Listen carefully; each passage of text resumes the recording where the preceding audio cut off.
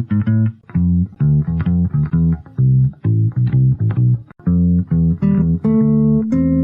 coming to you live from the Holy Land.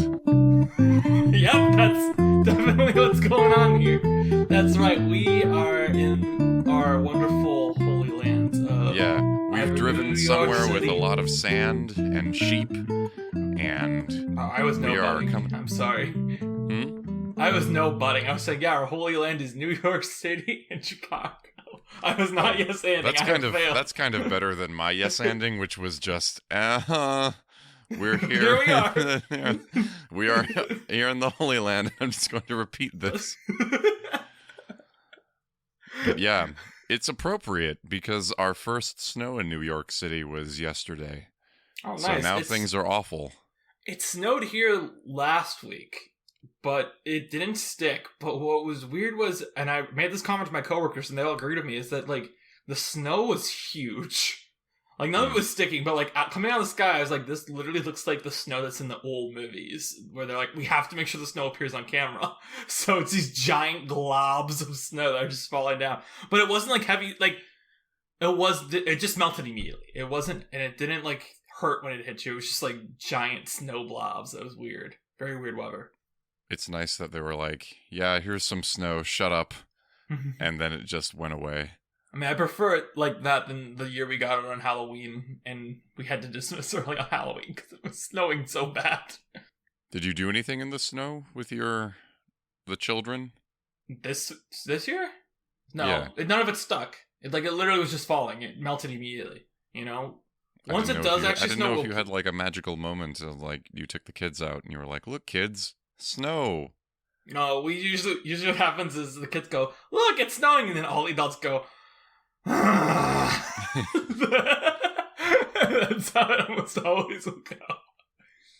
But yeah. What's your intro thing? Oh, well. You kind of know this, but I went to the movies, like I always do. But this is a rare occasion where there's a movie opening the day this podcast comes out that I've already seen and can drop takes on. So when I went to an advanced screening of Damien Chazelle's new movie, Babylon. And I very purposely ignored most of Mark's questions for me because I figured, I'm not going to have anything interesting to talk about on this Christmas episode. And it comes out the day Babylon comes out. So it could be cool for me to talk about it a little, even if it's our Christmas episode. Yeah. Do you mind if I tell people the review that you did give? Well, yes. I appreciated. Sure. Go ahead and then I will go into my spiel. I forget what I said. Oh, well, I don't know if it's funny to me that I asked for details about the movie and you just told me it's 189 minutes long and Damien Chazelle has a hot wife. I'll get to that. I'll get to his wife. But it's even funnier now that I'm saying it because of the other facts about the screening. Like, what if 5 years down the road you're auditioning for Damien Chazelle? And he's like, "Oh yeah, you're great. Let me listen back to your podcast." And you just hear you go, "Oh yeah, Damien Chazelle has a hot wife." Well, I don't actually know if he has a hot wife or not. I didn't check. That's true. So he doesn't know that whoever you're on a podcast with is horny for his wife. So I'm not saying no one's horny for anyone's wife. This is just something you said to me. It's just true. I just think she's attractive. Anyway, let me get to the. Okay. Okay. But how do you even know this now? This is my big question. But anyway, tell your story. I'll get to that. So I get an invite to the Music Box Theater. I'm a member there, and they go, "We have a very special advanced screening of Babylon. Damien Chazelle, the writer and director, for listeners who don't know, and Diego Calva, who's the lead of this movie. His first big film. First film, I think, in general, where he's not just waiter, he has a named role. He was on Narcos, I believe, for 6 episodes. But anyway, so I'm just saying he's not totally unknown. He's not a complete unknown. He's just someone who's not in a lot of stuff. Anyway, So this is announced the day I'm leaving to see my play in Indiana. Ergo, I don't notice the invite until 4 hours after it's sent out. So I get on the wait list, and I'm really grumpy that I don't think I'm going to make it in. But then I also don't care that much because I'm seeing my play be performed, so I'm like, whatever. If I miss Babylon, I miss Babylon. I don't really care. Because Babylon is not really a movie I'm not very interested in seeing. Like, I did not think it looked good. But I'm like, it's free and it's early. And Damien Chazelle will be there and I like him. So, well, I'd be interested to hear him do a Q&A. But anyway, so Wednesday comes around. And I get an email saying, all right, we're opening up the wait list for people to come in. You can come.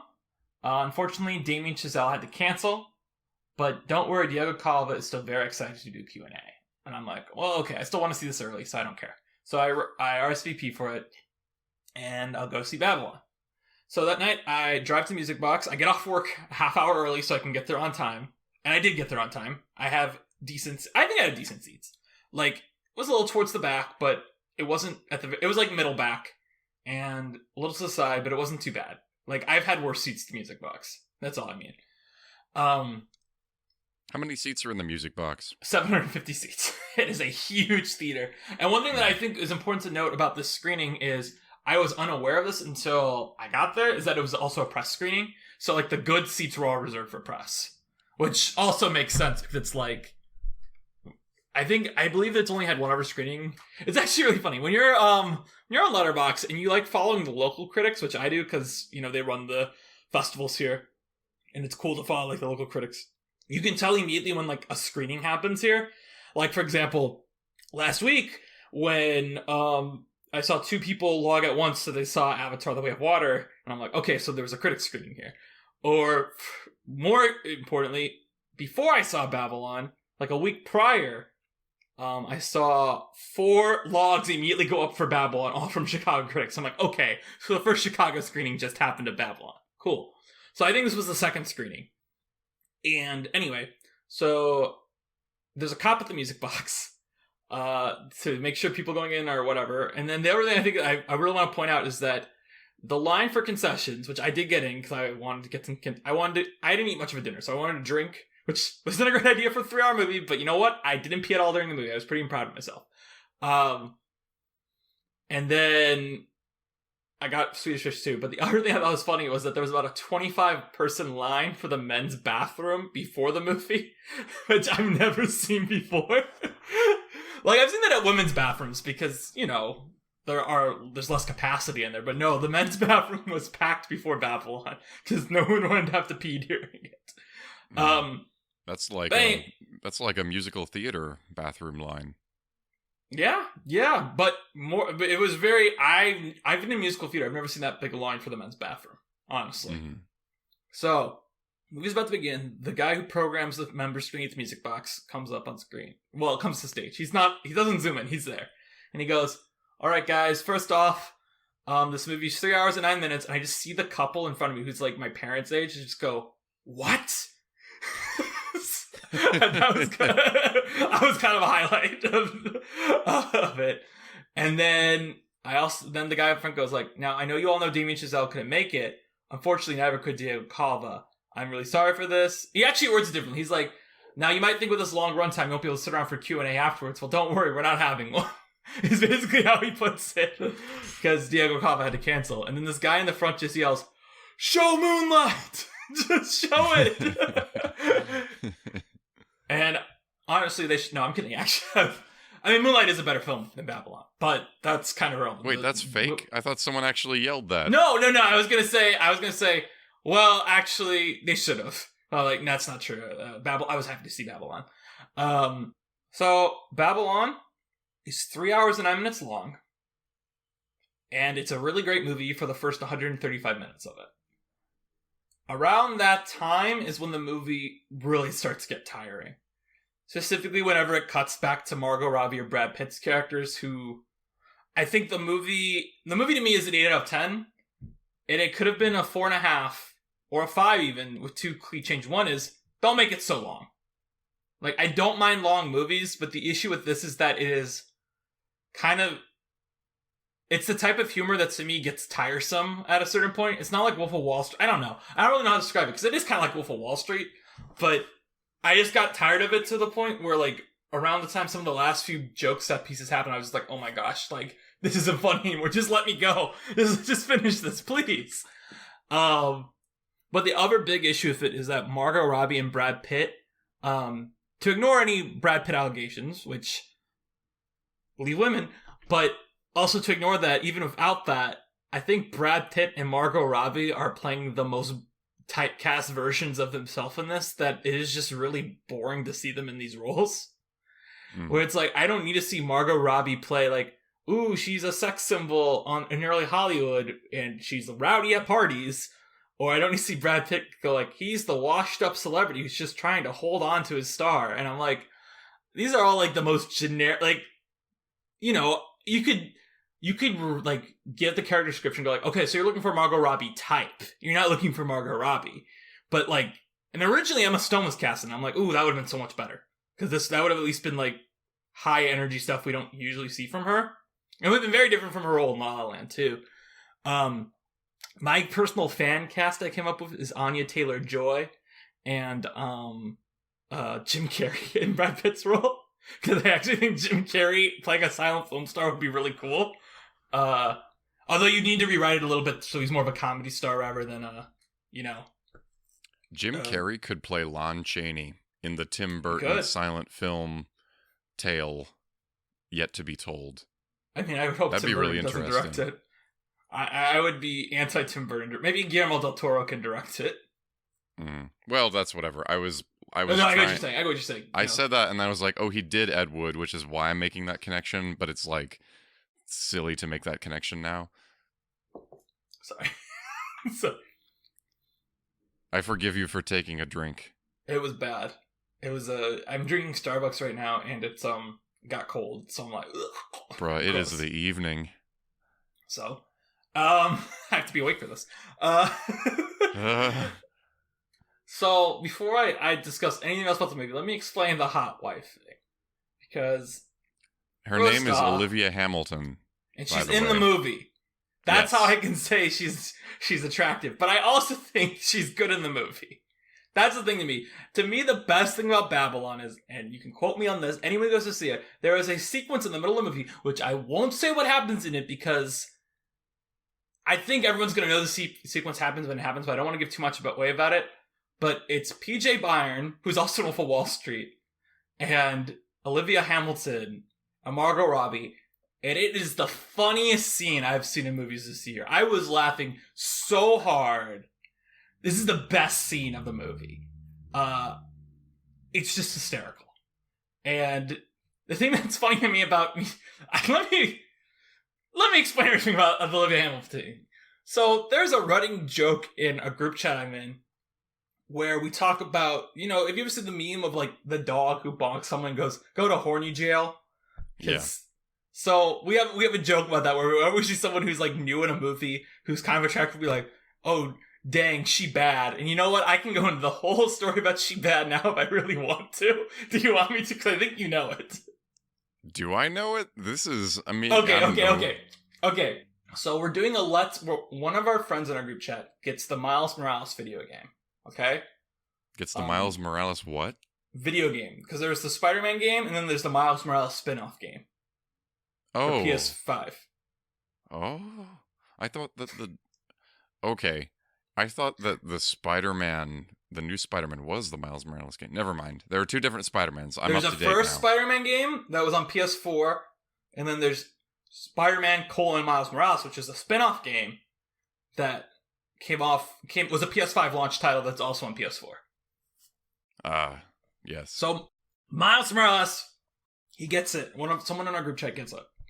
He's on Twitch for the entire time because people like me and a couple other people, we really like Miles Morales in Spider-Verse. And I kind of want to play that game, but I'm not going to buy PS4, PS5 for it. So he's like, yeah, I'll just play and you can get the story. And I'm like, okay, cool. Like, that sounds fun to me. Like, it's a good way for me to spend my afternoons watching you play this game. Sure. Not afternoons, but evenings. And this was like during the pandemic too. So it's like, oh, cool. Yeah, something I can do in the evening. But I think that game came out, maybe I'm wrong, but I thought that game came out in like fall 2020. I don't think it was last year. I think it was fall 2020. Maybe I'm wrong. I have to look it up. But I'm not. That sounds right. I feel like these have been out for a while. Yeah. So this Let's Play is going on. And I think it's very important also to note that he has, I can say the guy who's running the last game, Ben. Ben has this person from his a coworker also on the call. She also wants to watch the game. And the reason this is really important is because we're all in the Twitch chat doing our own things. And then this character pops up who to spoil a game that's 2 years old, she ends up being the bad guy, but none of us knew that at the time. Which is why it's really funny when this other person in our chat, who none of us really like, says, "Ooh, she bad," and we're like, "Wait, what? Is that a spoiler?" And he's like, "No, she's hot," and we're like, "What?"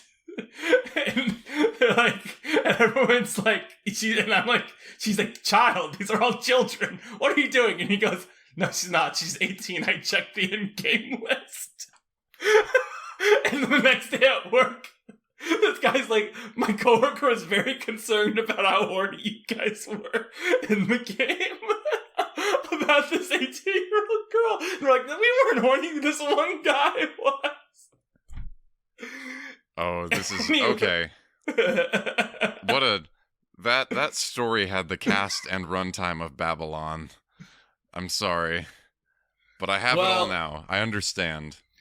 So, the entire movie, I'm looking at this actress. I'm like, I've never seen this actress before in a movie. I think she's really attractive, and also she's really good in the movie. So I'm like, ooh, I have a new person to stan. I said to the chat, and I'm like, who is this? Like, Olivia Hamilton. And I'm like, and then I said, she bad, like, like as our in joke. And someone just goes, that's Damon Chazelle's wife. And I'm like, well, he's got good taste. And honestly, it's really funny that she has the role she does in the movie because she plays a director. So it's like, haha, you cast your wife as a director. That's cool. She's actually really good in the movie too. So it's not like one of those things that's like, oh, my wife, you can have this small little role. No, she's good in it. Do you have any questions about the movie that's not about me? No, I mean, I have a lot of questions about wife the movie. Is attractive. But I don't. Well, that's funny that you now have an arch rival. Damien Chazelle. Oh man, I wish Twitter still existed, and then you could start beef with him. But... I don't think he was ever on. He does not. He seems like a director who's like social. He seems like a Nolan type who's like, oh, I don't do social media. Like, I don't think he was ever on it. Oh well, yeah. I mean, I have a lot of questions because I never really knew anything about Babylon, but it's nice to know that you approve of it. That's something. Yeah, and I didn't really like First Man that much, so. I walked out of First Man. Well, I think if you walk out of Babylon, you're gonna walk out at least 2 hours and 15 minutes into it. I'll put it that way. That kind of makes sense because I remember watching La La Land, and I feel like I went with my mom, and when like the fourth act card appears on screen, I don't know if we audibly did it, but there was definitely that feeling of like, Yeah, I will say the one thing that's funny with Babylon is also my audience. I think I told you this, but I'll say it to the listeners. My audience burst out into applause when Tobey Maguire appeared. Hell yeah. Is that the same crowd that cheered at Michael Stuhlbarg? Yes. Well, no, they didn't cheer at Michael Stuhlbarg. They cheered at him getting the whiff credit. It was not the appearance itself. It was the idea that everyone was waiting for to see, like, okay, so who's the whiff in hand? And everyone was assuming it was going to be, this is for Doctor Strange in the Multiverse of Madness for the listeners. Everyone assumed it'd be like the John Krasinski cameo or the Patrick Stewart cameo, but then it's with Michael Stuhlbarg. And so everyone's like, yeah, good for him getting the credit. Good for him for getting that credit, honestly. Yeah. He didn't even get it on Bones and All, which is kind of sad. Do they flip an elephant like they flip the truck in The Dark Knight? I feel like that's the kind of thing that should happen in that movie. Do you know what happens in Babylon? Like, I think everyone's been talking about like what happens in the first 90 seconds of Babylon, right? No, I have no idea. Should I spoil it for the listeners, the first 90 seconds of Babylon? Yeah. So an elephant... spoil it for me too. So the movie opens with our main character trying to get an elephant to a party. Oh my gosh, for real? Yes. Whoa, and the elephant gets put on a truck that says the truck's like, I'm only good for horses. I don't know if I can carry this thing. And then, of course, when they're going up the hill, the elephant gets loose a little bit. So they try to push it back on, and the elephant just shits all over them and on the camera. And that's how the movie opens, is an elephant shits on the camera. Wow. I cannot believe that by vibes alone that movie communicated to me that there was an elephant in it. I know nothing about this film except I assumed you did because there's an elephant in the trailer. There's an elephant in the trailer. Oh, maybe that was it. Yeah. Yeah, Oh, well. it's a fun time. Bit long, a little bit up its butt about other things. I do love the ending. You might find the ending. You might be like, the ending sucks, but I thought it was nice. Mm-hmm. It's a good movie. I I have recommend. to make it to the ending. But what I will say about it also, this is the last thing I'll say about it, is I'll tell a story. Okay? Story about my parents. It's a story about how one day I was at school. This is back in college. And I get an angry call from my mom. I'm like, Mom, why are you so mad? And she goes, me and your brother John, he's home for his spring break, and we watched that movie you recommended, and it was terrible. And I'm like, what are you talking about? You haven't asked me for any movie recommendations recently. She's like, yeah, I know, but I follow you on Facebook, and I saw on Letterboxd you gave John Wick 4 stars. I'm like, Mom, just because John Wick is a 4-star movie does not mean I'd say, oh, my mom should go watch John Wick.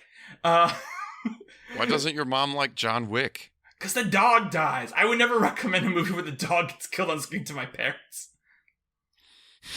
Also, my brother doesn't. My brother doesn't like, and I'm gonna say a movie you don't like, but I think his reason for disliking it is dumb, and I think you might agree. He dislikes Guardians of the Galaxy 2 just because, and I quote, all these characters are actually villains. And I'm like, that's dumb. I'm willing to accept villains because I think I might actually enjoy Suicide Squad. I just don't. Yeah, I mean, I don't want to go on and on about my feelings about Guardians of the Galaxy. It's a lot about the presentation of them to me, and then especially in Guardians 2 when it's Chris Pratt and Kurt Russell. Kurt Russell, and it's like Chris Pratt in a scene with Kurt Russell. You're kind of like, oh man, have I really been chilling with Chris Pratt for all this time? And I just kind of accepting that when people like Kurt Russell exist in the world. That's a funny take. I can't be like, yeah, sure, that makes sense. I mean, do you think it makes sense, or you're like, no, it does make sense. Yeah. I'm like, okay, yeah, sure, that's valid. But all this to say is that I was at work talking to someone about how I went to the advanced screening of Babel, and they're like, oh, how was it? Should I see it? And I was like, I thought it was really great. It's in my top 10 of the year currently. That said, I do not recommend it. Please do not go see it and say I told you to go see it. I'm not recommending this movie to anyone unless I know them personally. I'll be like, yeah, you'll like it, but this is not a blanket recommendation to everyone. This 3-hour-long movie that opens with an elephant shitting on someone. So, yeah, maybe my movie money. I think I know where it's going, but we'll have to see. Yeah, it's going on David Lynch. Danny's doing his David Lynch impression on mic. It's Friday, now it seems December weird because 23rd. we didn't talk about the other. It's Friday, December 23rd. Mark, what is your weather report looking like?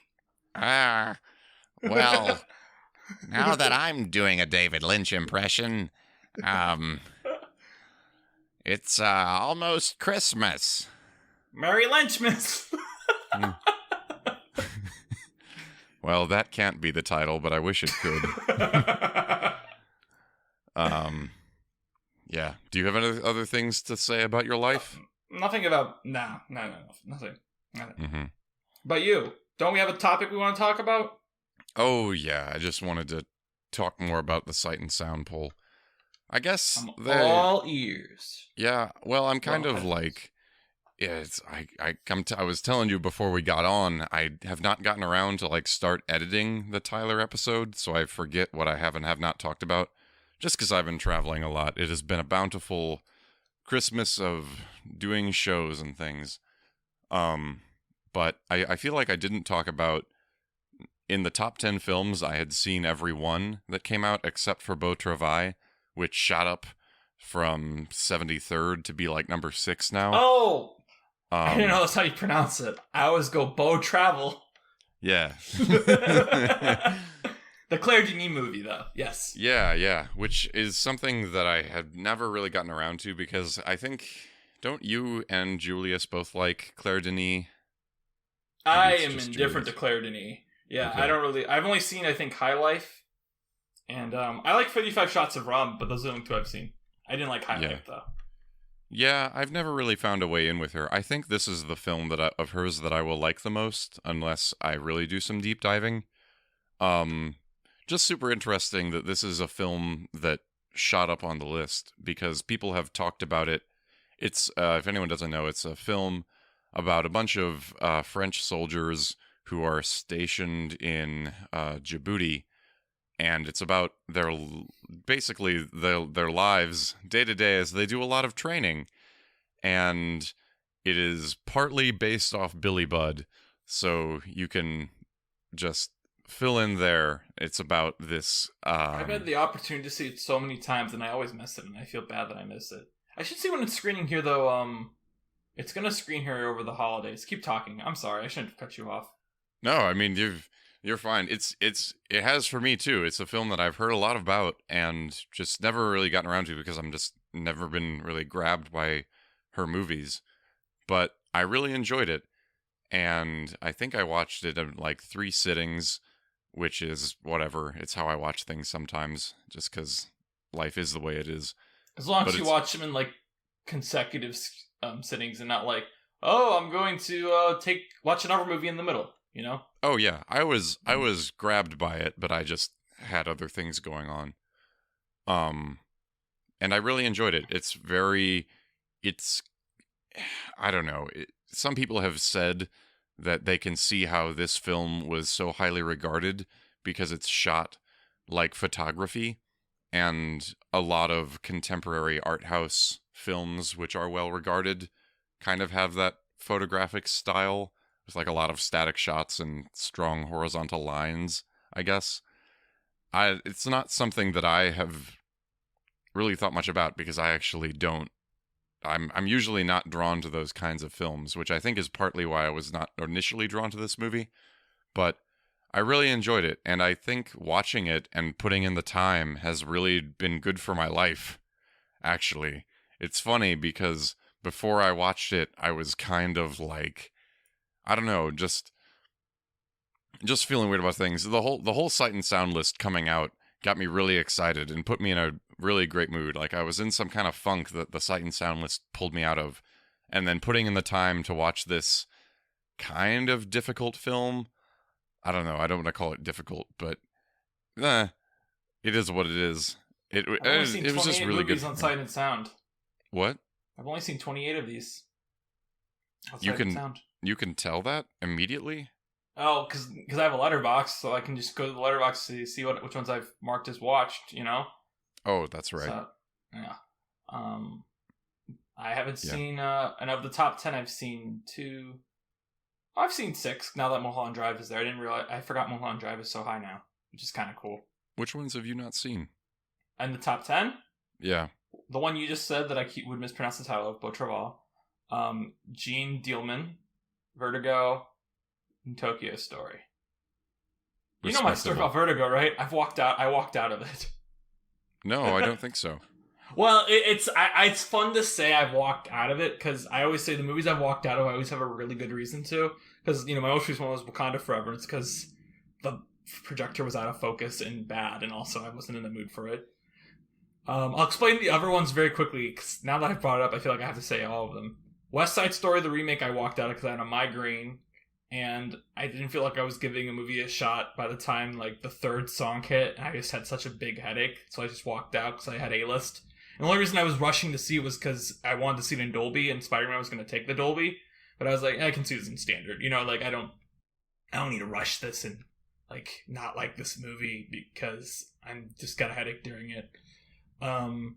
Then I tried to watch the have you heard the Judy Garland movie The Clock, which isn't a musical? No.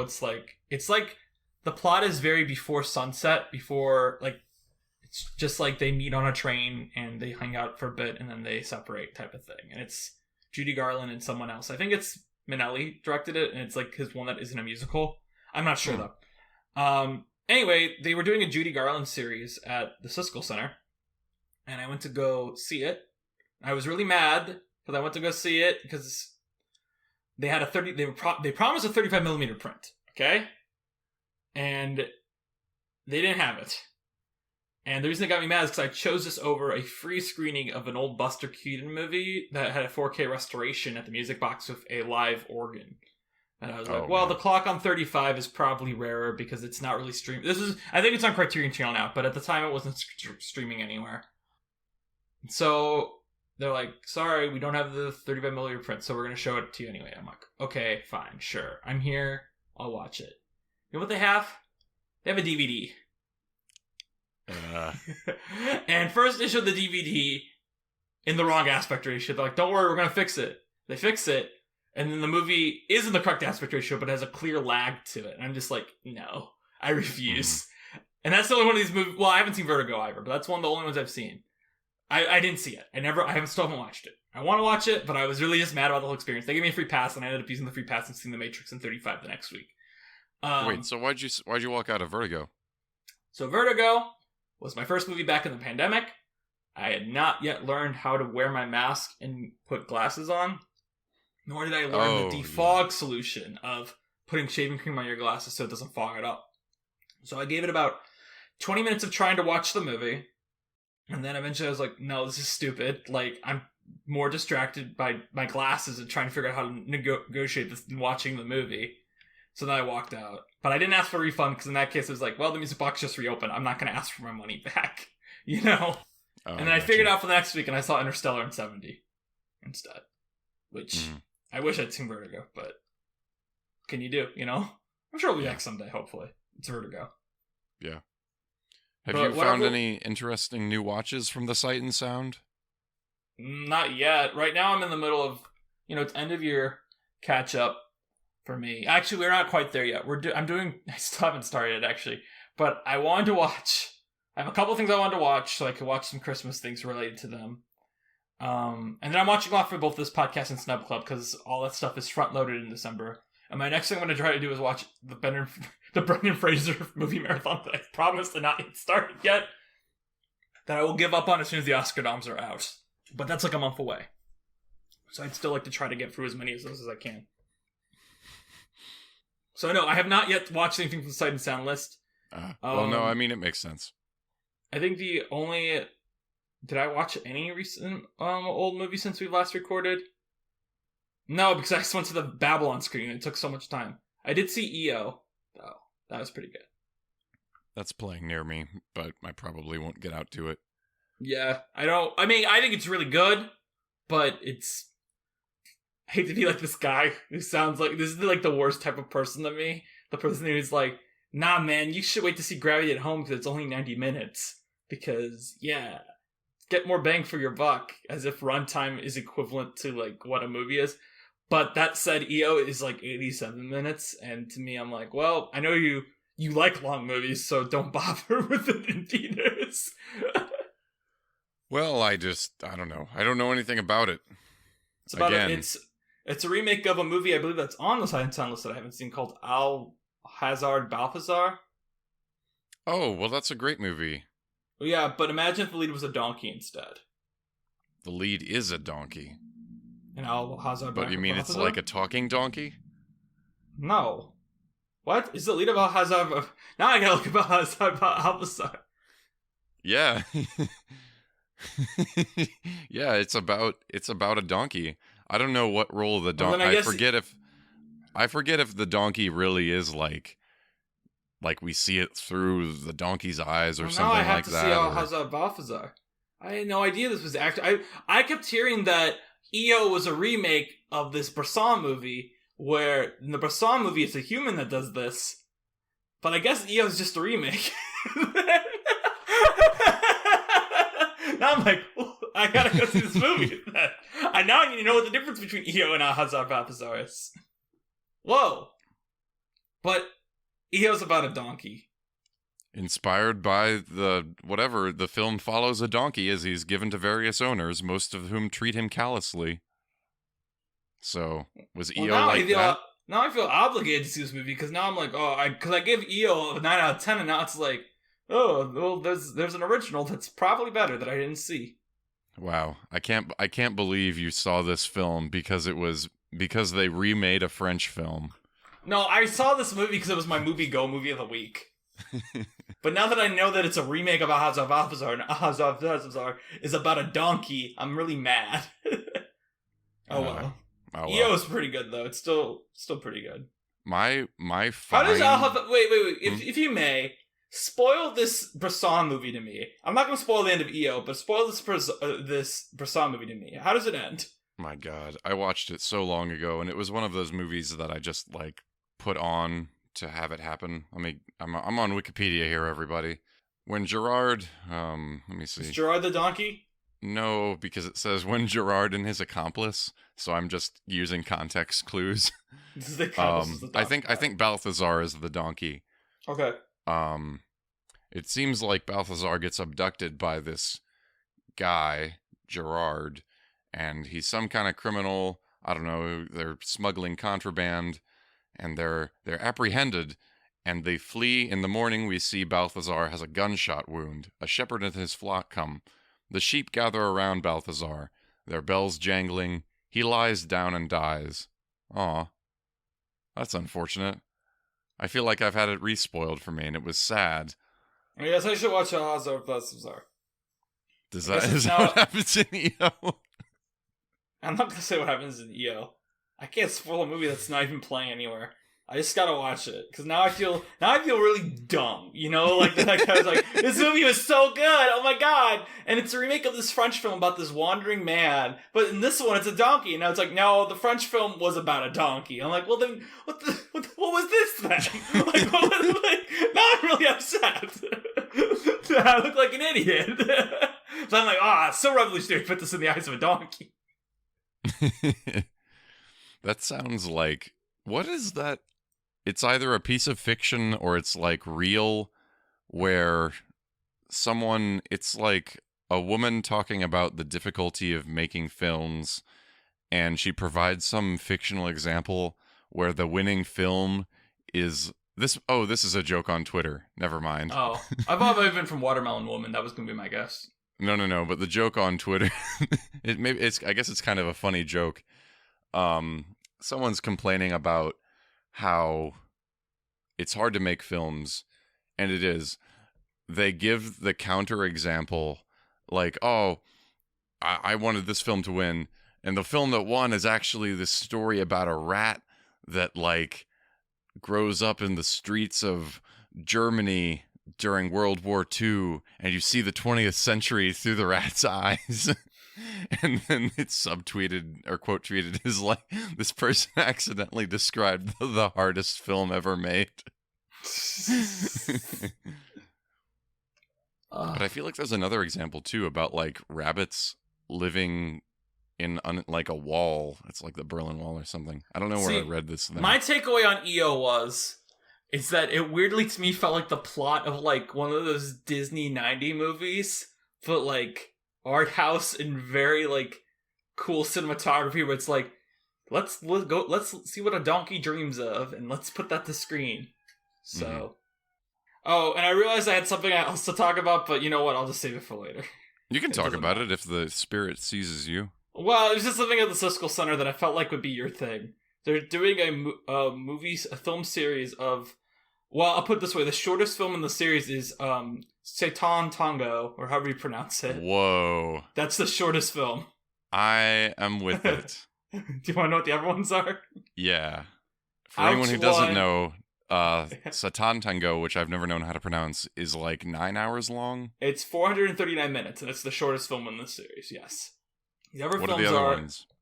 Out One by Jacques Rivette, that's 776 minutes.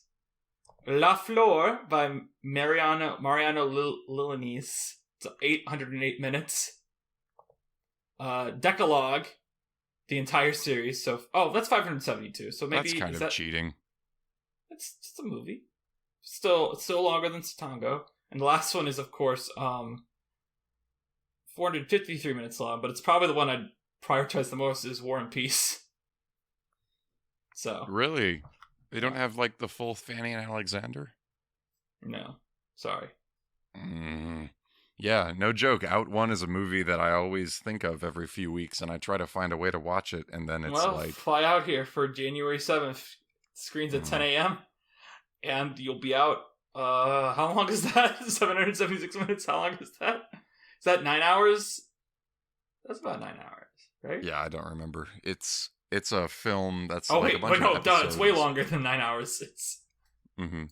That's Well, but it's that's about 13 hours. It's close to 13 hours. but it's very cool because it's sort of like a series, I guess, but it's about two acting troupes putting on different productions, and it's French, and Jean-Pierre Léaud is in it, and a lot of it is like improvised, and there are all these moments where you can like see camera equipment, which is something I really like. Um, yeah, I would make a point, but unfortunately, it's over there. Rip.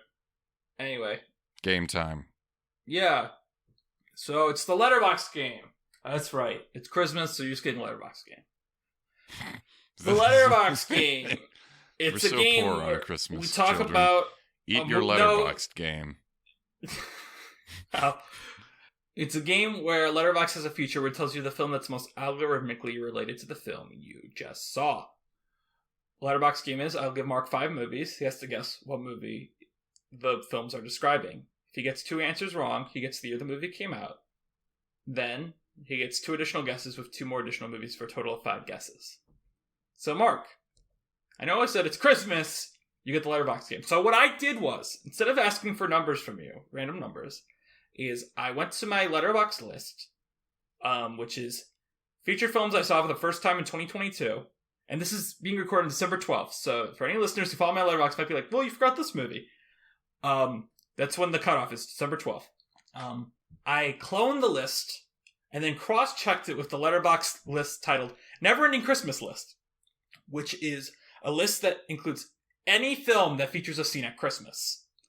So, these are the top 3, because I'm just giving you the most popular ones, because I'm being nice to you on Christmas. Oh, thank you. These are the most popular films on Letterboxd that I saw for the first time in 2022 that feature a film, a scene at Christmas. Okay? These are not necessarily Christmas movies, but they have a scene that takes place at Christmas. And you say they're the first you've They're seen films them for I saw for the time. first time this year. Okay. I'll tell you right now, I believe none of them I saw in the theater. So, or if I saw it in the theater, it was a repertory screening. Okay? So don't be stuck on new movies.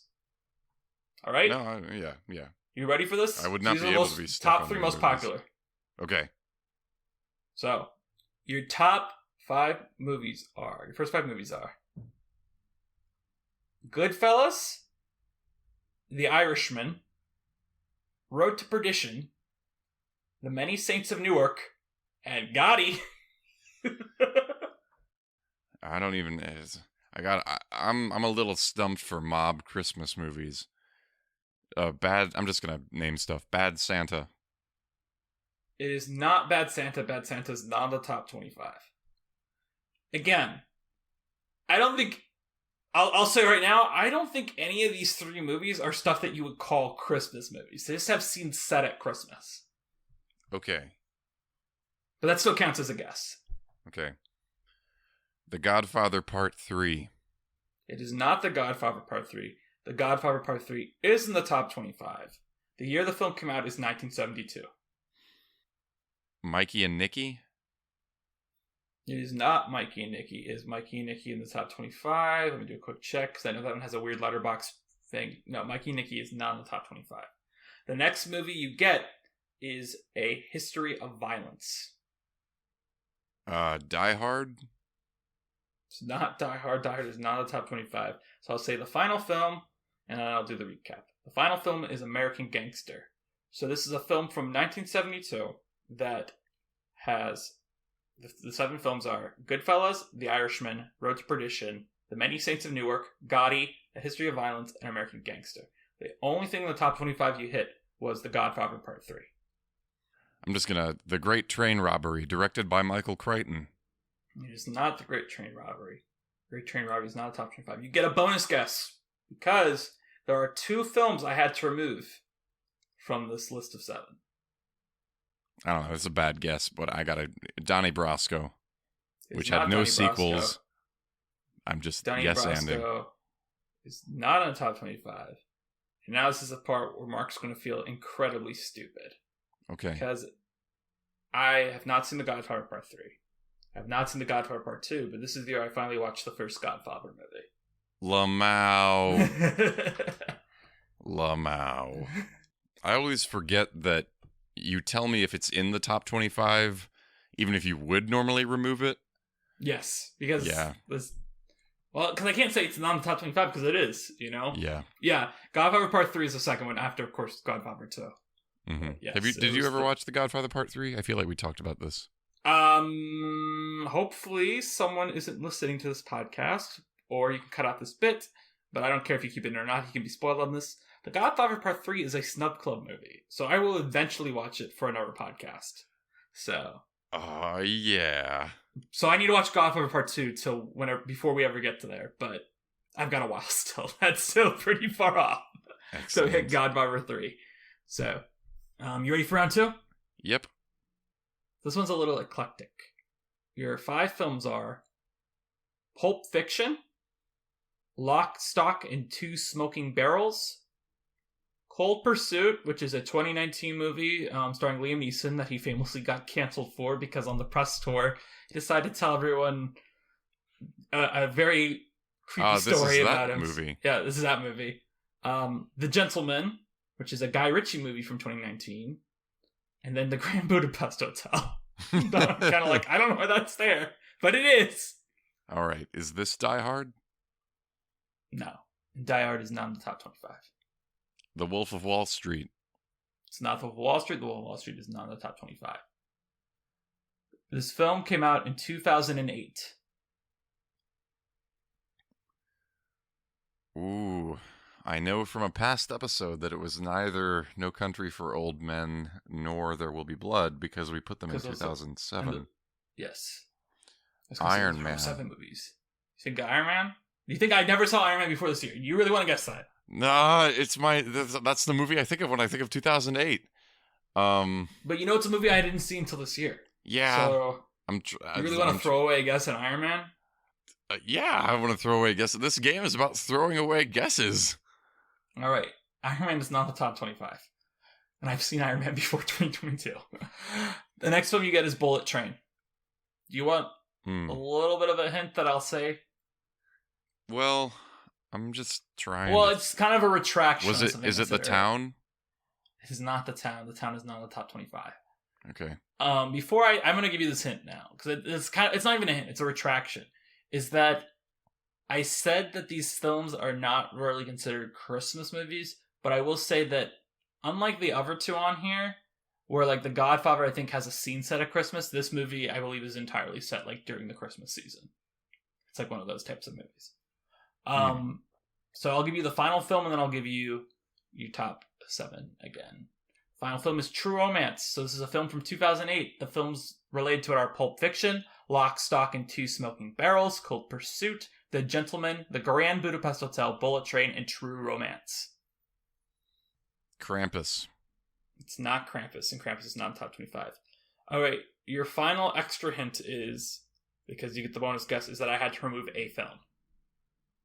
And you haven't hit Enchanted?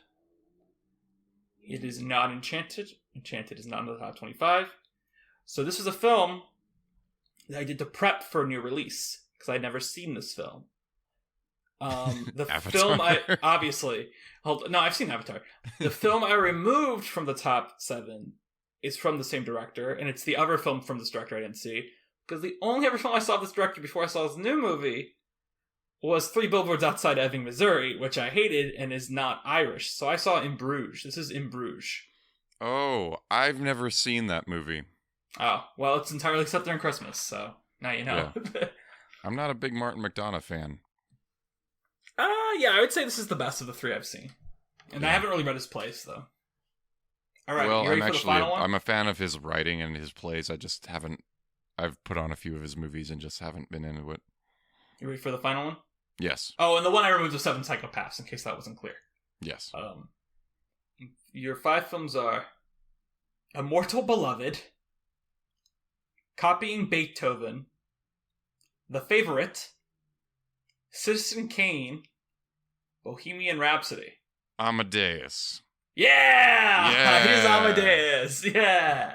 Oh man, Good job. Amadeus is awesome. It was really good. I saw it in concert too. It was kind of neat. So that was the I'd never first seen- time you'd seen Amadeus, was seeing it in concert? Yeah. That's If amazing. you're curious, the other two films related to it are Marie Antoinette and The Libertine. Hmm. So I remember you watching that. I got very excited. yes. So yeah, I saw Amadeus. So those are the three: The Godfather, In Bruges, and Amadeus. What a Christmas feast. Hmm. Do you want to know what other Christmas movies I saw this year that aren't Christmas movies? Just so I can list them Yeah. off quick. All right, so the two we've already played for this game are Elvis and Signs. So those both have scenes at Christmas. Two films that are not eligible because they don't have enough views on Letterboxd to get this game set up are Come to the Stable, which is a film I covered for the Snub Club, and A Journal for Jordan. Then the other ones are alphabetically, because alphabetical is the way to do it. They are Anti-Mame, which is another Snub Club movie, Benediction, Bros, The Conversation, The Kingsman, The Last Temptation of Christ, which I feel like is here on technicality. The Outfit, Passing, Paid in Place, The Phantom Carriage, Scrooge, and We're All Going to the World's Fair. Those are all the Christmas movies I saw this year. Okay, did you have Christmas trivia for me or no? I do actually. Nice. Yeah, well, I wanted to put the Christ back in Christmas. So I I don't know. I went a few different ways with this. I decided, we talked a while back about what movies we think Pope Francis should watch. I'm going to talk about a film that he's actually seen. Okay. And I'm going to ask you questions about Babette's Feast. Okay. I don't know what this movie is, but okay. Yeah, I know. This was very difficult. I don't. Well, you asked me about Freebirds, which is a movie we apparently watched together that I have no memory of seeing. So okay, so that's fair. This is a good payback. Yeah. Well, and also because I'm going to ask you similar questions. So, okay. First question. Do you know what Babette's Feast is about, first of all? Question number 1. I'm gonna assume it's about, like, a maid named Babette who has to throw a meal together for the people who she works for, but unfortunately everything goes wrong. But in the end, she becomes a prostitute? Question mark? No. You actually had a really strong start there, and then you kind of went off the rails. No, it's about a woman who is a maid. She's a maid, and she's working for these two sisters, and at some point, the maid wins a French lottery. Even though the movie's not set in France, she wins a French lottery, and she decides that she's going to use it to prepare a dinner. And all the townspeople come over, and they're nervous about it because they're worried that the sensual food will corrupt them with its sin. But they all enjoy the meal, and they get along together, and that's the movie. It has a happy ending. I don't know. It actually doesn't nice. have that happy ending. Yeah.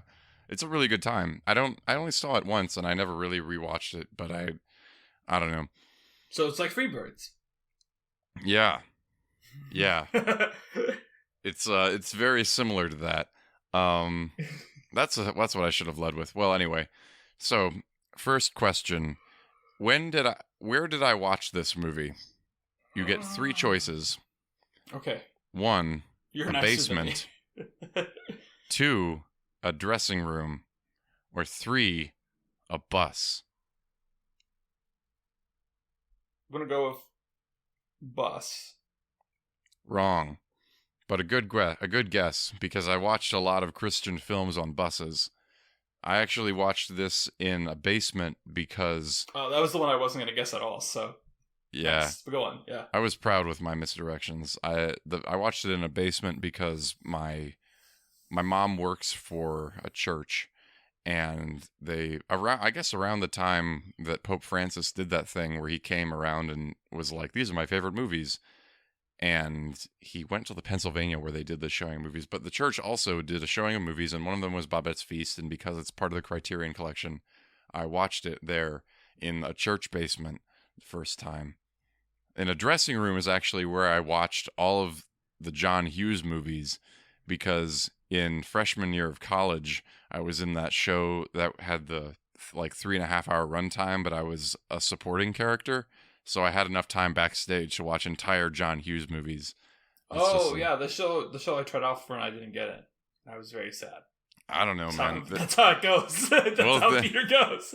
That's how it goes, Nick. That is what the definition of acting is. Like, yeah, you're right. Well, that was Beyond the Horizon. And there are. I wasn't thinking of that show. I thought you were in Tartuffe. Oh no, I was not in Tartuffe. Oh well. No, I was Captain Dick in Beyond the Horizon. Yeah, we tried to forget that show. Oh, not because of you. You were good in it. No, you were good in it. Thank you. I remember just really loving that book not the play, reading it, and then singing. I was like, not a fan of this on how this guy did it. Mm-hmm. Were you ever a big Eugene O'Neill fan? Not really. I remember someone gave me Long Day's Journey into Night to do an acting scene. I was really annoyed I got cast in it. Granted, part of that was also me being annoyed that I was in the certain director's scene. I was like, this guy's an idiot. Like, he doesn't know what he's directing me to do. Good take. But I don't remember that. But I believe you. All right. So I like Iceman Cometh. That's a good one. Sorry, go on. Yeah, that you saw with Denzel. Yeah, humble brag. That's me.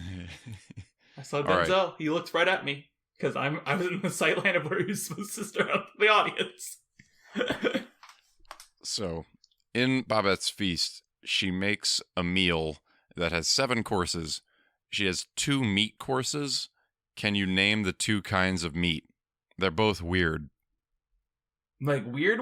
Like weird like I wouldn't eat it, or weird like no one eats it anymore? Good question. I think it's more they're very expensive and kind of like hard to find. Venison? Mm-hmm. Wow, right? Venison's one of them? No, you're not right. Oh, okay, well, I'll get the other one. Let's go with, jaguar. Good guess. No, they're quail and turtle. Oh, I should have guessed quail. I wouldn't have guessed turtle. I mean, they're honestly, they're not that far out there, but it's like... I wouldn't have guessed turtle in a million years, but I should have thought of quail. Yeah. So, last question about Babette's Feast. A movie which I know you know a lot about, so you appreciate like being reminded of the small details about the film. Yeah, definitely. It's great. Real quick, she wins a lottery, Babette, before she makes the feast. How much money was the lottery for? What country does this movie take place in? Denmark, but they use francs. I'll give you that. It's in francs. How much is a franc worth? It's roughly it's actually roughly similar to $1. 4,000 francs. Good guess. It's 10,000 francs. Nice. Yeah. That is a very expensive meal. Yeah. Of course, if you've seen the film and you're like, man, I wonder how expensive that meal is. It's that expensive. So, wahoo, I should have gone higher, because you said it was for the whole town, right? Yeah, I should have gone higher. For like a small town. Yeah, but I anyway. still should have gone higher for a small town. Good, you win. Now I want to make this my next blind buy on Criterion. It sounds like a movie I'd like. Yeah, I totally recommend it. I'm glad something came of this game. Next time there's a Criterion, so just remind me to get Babette's Feast, and I will. Yeah. And then we'll sit next to all my other blind buys that I've never watched. I have so many blind buys on Criterion that I've never watched. I haven't seen 16 of my blind buys on Criterion. That's why they're blind. No, I mean, I still haven't watched them since I bought them. Oh, gotcha. All right. Can you believe it? Because I can't believe it's Christmas. I can't believe it's finally coming. I can't believe it's Christmas. My favorite time of year. An absolute banger. Yeah, it is. I mean, this special has a lot of bangers. I cannot believe how much I liked this special. I have other thoughts on it, but I didn't hate it. I'll put it that way. I didn't hate it. Nah, man. This maybe, is like top 5 things we've watched for me. all right. Probably 5. This is number 5, probably, if I had to figure it out right now. But, like... Okay, so just so the listeners are aware, this is our Christmas special, which means we are going off. This isn't even a detour. This is a special episode. Because... we are off a cliff. Because we figured that, a lot of people probably won't even listen to this because they're following... They're like, they're traveling for Christmas. They might not be listening to us. So we should just do something that is tangentially related to our podcast. And also Christmassy. And we figured that, we're in the beginning days of CGI still. And we've talked about Veggietales before. And how Veggietales really is, like, at the forefront of what CGI is. So we watched the first ever from what I'm aware, the only Veggietales Christmas special to air on television. The Toy That Saved Christmas. Or also known as the Veggietales Christmas Spectacular. I also think it's very relevant to us because the font they use for toy is incredibly similar to the Toy Story logo. And I do think it's very much playing off of the Toy Story, tropes in a sense that I don't think it could work if Toy Story did not yet exist. But beyond all that, this is the Toy That Saved Christmas, a VeggieTales Christmas special. I'm curious, I didn't look it up yet. I usually do, but in this case I was like, I don't need to have that much historic context, because it's VeggieTales. But I'm curious, how, is this the 5th or 6th VeggieTales episode? I guess I should just open it and look it up. Because I don't think... This came out in 1996. Yeah, so I think VeggieTales started in 93. I don't think they were charting this out. It's VeggieTales. Well, you mentioned that, I thought this was relevant to what we were talking about, in The Incredibles, but this is actually back with Toy Story. Oh, yeah, this is way back. This is, damn, I nailed it. It's the 6th episode. VeggieTales. Man, you should not start something. I would not be pleased if we started our thing, these past few weeks where everything we're doing is a detour or a holiday special. I don't know. Unwise, I think. I'm confused, but okay. What do you mean? I feel like you need to build up a few episodes before you do a Christmas special. Oh, fair. But what you need to remember is VeggieTales isn't really a TV show. VeggieTales is specials they release on VHS to sell at Christian bookstores. Because it's the first one came out December 9. Here's the release schedule, okay? For all 6. December 1993. August 1994 for episode 2. March 1995. November 1995. April 1996. And then this comes out in October 1996. So they can sell it all Christmas. Which, to be honest, now in retrospect, I really do... It really does make sense now that... I always wondered as a kid why there were so many VeggieTale, compilations of just songs. And now I'm realizing, oh yeah, because these take forever to make. Because they don't know, CGI is just now being invented. So. Wow. But yes. This is the VeggieTales Christmas special. I think the wraparound airs in 98, if I remember correct. Because I think that's what it said on the thing we looked at. But maybe I'm wrong. Just to clarify for me, you're saying that they had been released on VHS, but this is the 6th in a line of TV specials? So, no. I will explain to be very clear. This is the 6th VeggieTale thing to be released. Period. Ever? Yes. Oh. Then I believe the wraparound segments aired in 98, which is 2 years after this. I'm going to double check that, but I'm really gut feeling saying the special VeggieTales Spectacular. My gut feeling is this aired on TV in 98. Yes, it aired in 98, 99, 2000. And the reason why I had a gut feeling about this also is because if you notice during the VeggieTales theme song, I sound so bizarre. If you look very closely at the theme song, but during the VeggieTales theme song, you can see clips from the Larry Boy at one, which I think, the Larry Bird one comes out in April 97. And this came out originally in, as I said, October 96. Yeah. But yes.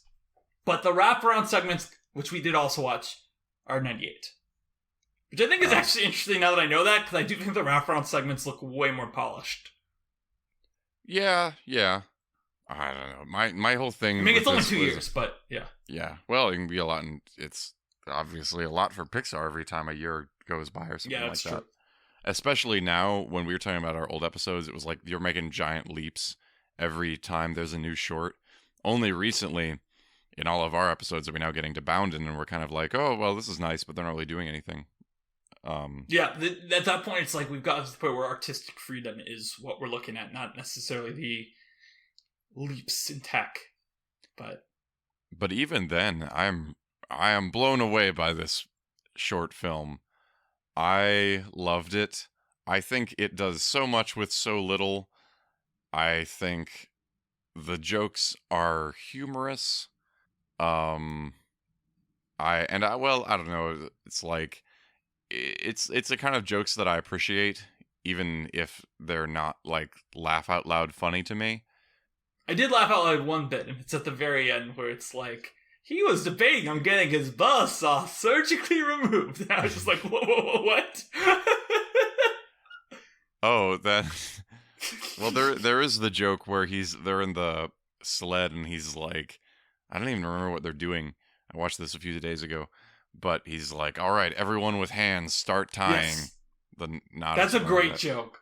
Yeah. I actually, we'll get into that. Because I don't want to be like, let's go in order with this, but it also is kind of something where, to me, I think it's interesting to talk about. I want to talk about the climax as its own thing. We can talk about the climax now if you want, but we can also just talk generally about it first, because I haven't given my take on it yet. My experience of this movie is so garbled because we watched the full movie, and then you sent me that video segments with only the bumpers. Yeah. So it was, I have to like piece together in my mind how it all fits together. Well, I think the only difference is you watch the bumpers, and then you watch so these are on YouTube separately. The bumpers, and then there's the special separately. So the way the bumpers work is basically it's like a 14-minute long thing where it's like, all right, play the movie, and then it pauses, and then it's back, and it's like, wow, what a great movie. So what you do is you watch the first 14 minutes, you pause that video, you watch the other video, and then you come back to it. And when you watch the other video, you have to skip the Hey Santa song, because that plays prior in the other cut. Great song. Yeah, great song. Actually, that song is on my Christmas playlist, and it's been on my Christmas playlist for years. I remember like decorating the Christmas tree in high school and like having that song just come up on my Spotify. I'm like, aha, Veggietales, why not? I kind of wonder if we could ever watch a Veggietales that I remember watching, because I recognized so much of this, and yet I have no memory of ever watching it. So I wonder how that osmosis to me.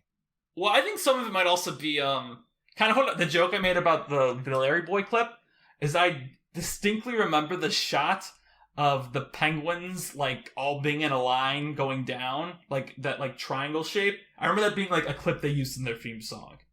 Mm-hmm. So it might be that too. Yeah. But I very remember watching this. Not necessarily the wraparounds, because the wraparounds, that I said, was just on TV. But I remember watching this on VHS. And I don't want to be like, you liked it a lot, and I don't want to be like, I hated it, because I didn't hate it. I just actually be like you hated it, because I got a note from someone saying that we should be more argumentative.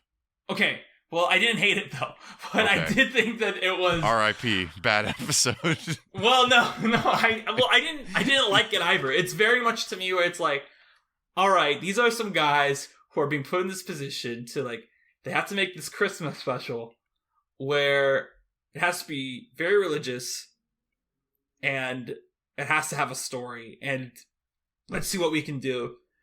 And I think there's a lot of stuff that works, but then there's stuff that's like, all right, let's track the storyline of Buzzsaw Louie, okay? Let's lay out the story for the listeners so they don't have to go watch the toy that saved Christmas without the wraparounds. Because I think we can end on the wraparounds, because you watch the wraparounds last, and they are just wraparounds.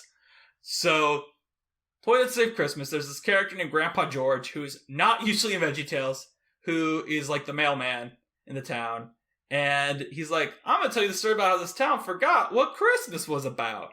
And it's like, okay, Daddy, Grandpa, tell me. And Grandpa, like, it's like, all these kids sing the song how they can't wait till Christmas. It's their favorite time of year. While Grandpa is amusingly trying to deliver a package. Which I think is really funny. It's a great bit. It's a good bit. I will admit that's a good bit. And then at the end he delivers it, and all the kids are just complaining because they see on TV this commercial for Buzzsaw Louie. And the big thing in the commercial is when you press Buzzsaw Louie's nose, he tells you what the true meaning of Christmas, which is buy toys, get more presents. Christmas is about getting presents. And I'll be honest, this is a sidebar that is very relevant to my viewing of the special.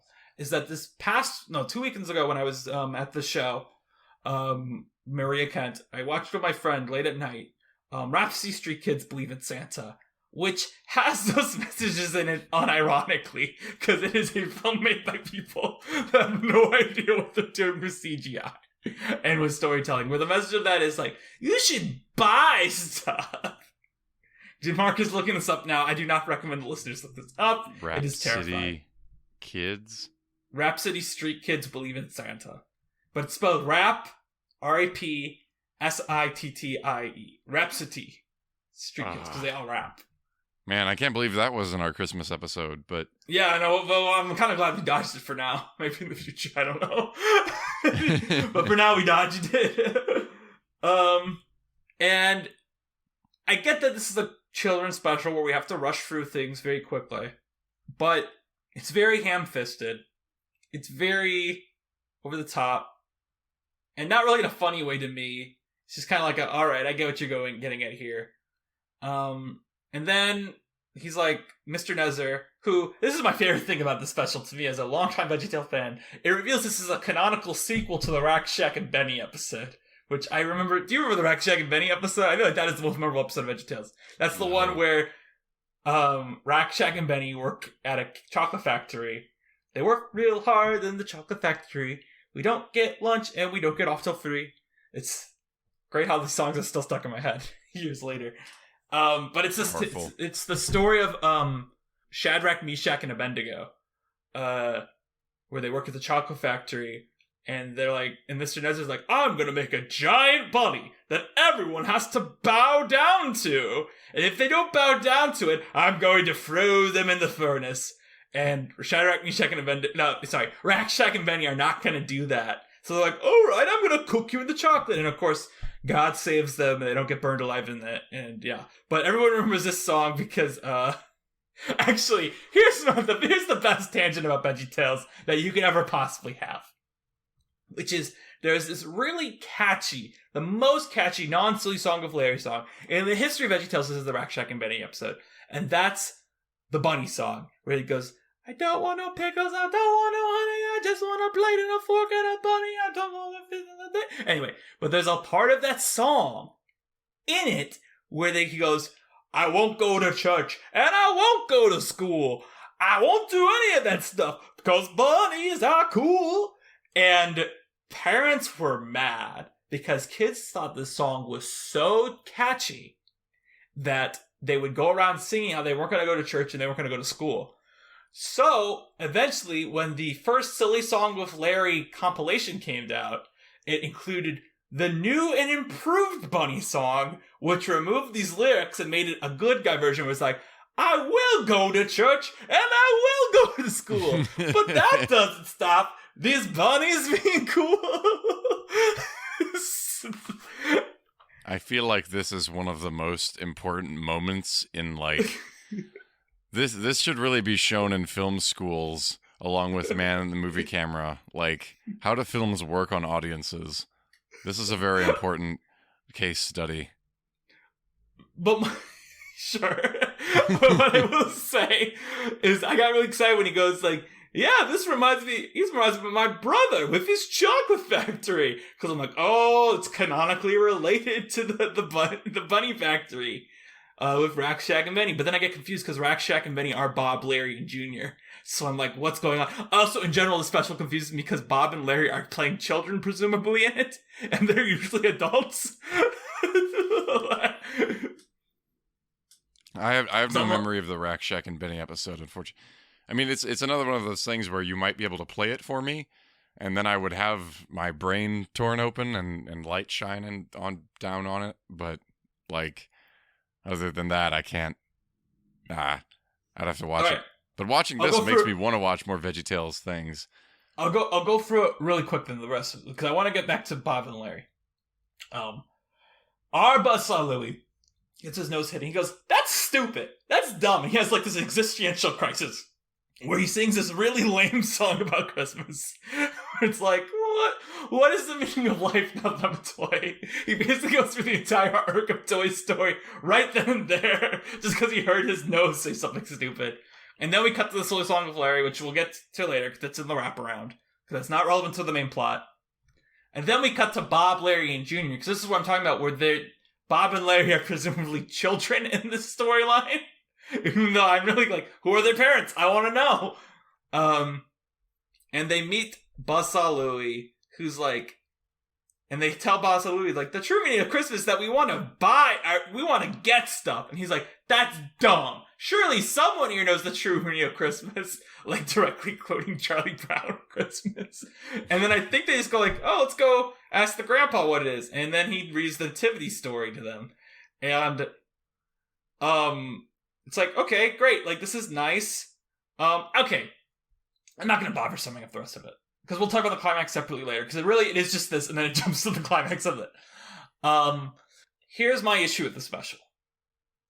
Is that I think good Christian media, specifically Christian media like this, where it's designed... Okay, this is going to sound bad, but I'm looking at this from their perspective, right? Is that the point of airing this on TV is you want people to buy the other VHS tapes, right? Perhaps. Ergo, I would say that a better way to go about this is to keep the Jesus stuff in there. Because, of course, that's what Christmas is about. And, of course, this is Christian vegetables. And, of course, with Charlie Brown, people don't mind that. But I don't think it ever makes a meaningful connection between Christmas is about kindness and giving to it being about... I think it just becomes this thing where it's like, it's about Jesus. And it's like, okay, but, like, these kids never really learn that it's about giving. You get what I mean? Like, we do see at the end they give the teddy bear to Mr. Nezzer, but it feels so like, oh, how do we resolve this? Oh, just give him a present, you know? I don't think it works as a special because of this. I think it becomes kind of didactic, where what saves the day is them going on TV and give it, which actually feels very meta to me, is that they go on TV to give a message about Christ when nothing else on Christmas is about it. I don't know if it's intentional or not, but I do kind of like that aspect of it. But I'm just kind of like, you know, it is kind of like all these parents are like, oh wow, we're really happy now that we know this is about Jesus. And it's like, I think these parents already knew it was about Jesus. They're just not getting through their kids about it. And now that it's on TV, they believe it. Which I think it's kind of fun. It's like, okay, I kind of see where you're coming from because this is on TV. But I think that's why it ultimately doesn't work to me, because it's like, it should still be about giving and love. And it becomes more primarily... Because I think even Charlie Brown, like, you know, you have that stuff where it's, like, about Jesus and God.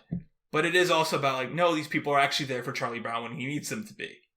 And whereas this one, the payoff is Mr. Nezzer gets a teddy bear. It's not really... It doesn't sing as well as it could. I also Buzzsaw Louie is a flat character. He's very flat. He's like Neo. Although he is admittedly... He does have the good joke. He's a hero that you're meant to project yourself onto. Although I will say my favorite thing about this animation-wise is the cleverness of this is their sixth one. This is their first thing of anyone with appendages. And the characters that have appendages is incredibly pivotal to the final action in this special. Mm-hmm. If they didn't have the penguins and Buzzsaw Louie, you can't do that ending where, like, Mr. Nezzer's about to die and they all connect their appendages. It's a very smart, like, okay, we made these penguin models, we have Buzzsaw Louie. How are we going to give this something that we haven't given yet in a VeggieTales thing? All right, let's do this. I do like that aspect of the ending. Mm-hmm. But that's to me why it doesn't work. It's because it feels too didactic to serve both as an advertisement for VHS tapes and to actually serve as a Christmas special on its own. That's my take. I am compelled by your comparison to Charlie Brown. I think, but I don't know. I'm double checking with the plot of Charlie Brown. I'm like, is that really a more organic way of teaching kids about the meaning of Christmas? Because I think Charlie Brown is beautiful, but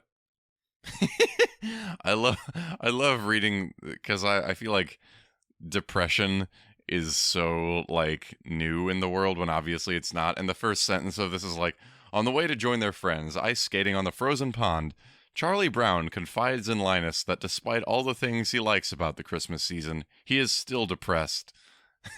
Like, I think it's true. It's what the special's about. damn, he really Before is. before we go on, well, no. Okay, so I think Charlie Brown is the gold standard, even though it is not my favorite Christmas special. My favorite Christmas special is How the Grinch Stole Christmas, obviously. Makes me cry, like, every year I actually sit down and watch it. Which isn't often anymore, but it makes me cry. I think it's a beautiful tale, and Charlie Brown doesn't ever make me cry. Charlie Brown does give me that, like, those chills at the end where it's like, I mean, I wrote an entire play about the effect of a Charlie Brown Christmas. Let's be real. Like, that is a fact. That the play I wrote in college, this is for the listeners, was about a leprechaun who sold his soul to the devil for Shamrock Shake, and a Charlie Brown Christmas plays heavily into this idea that,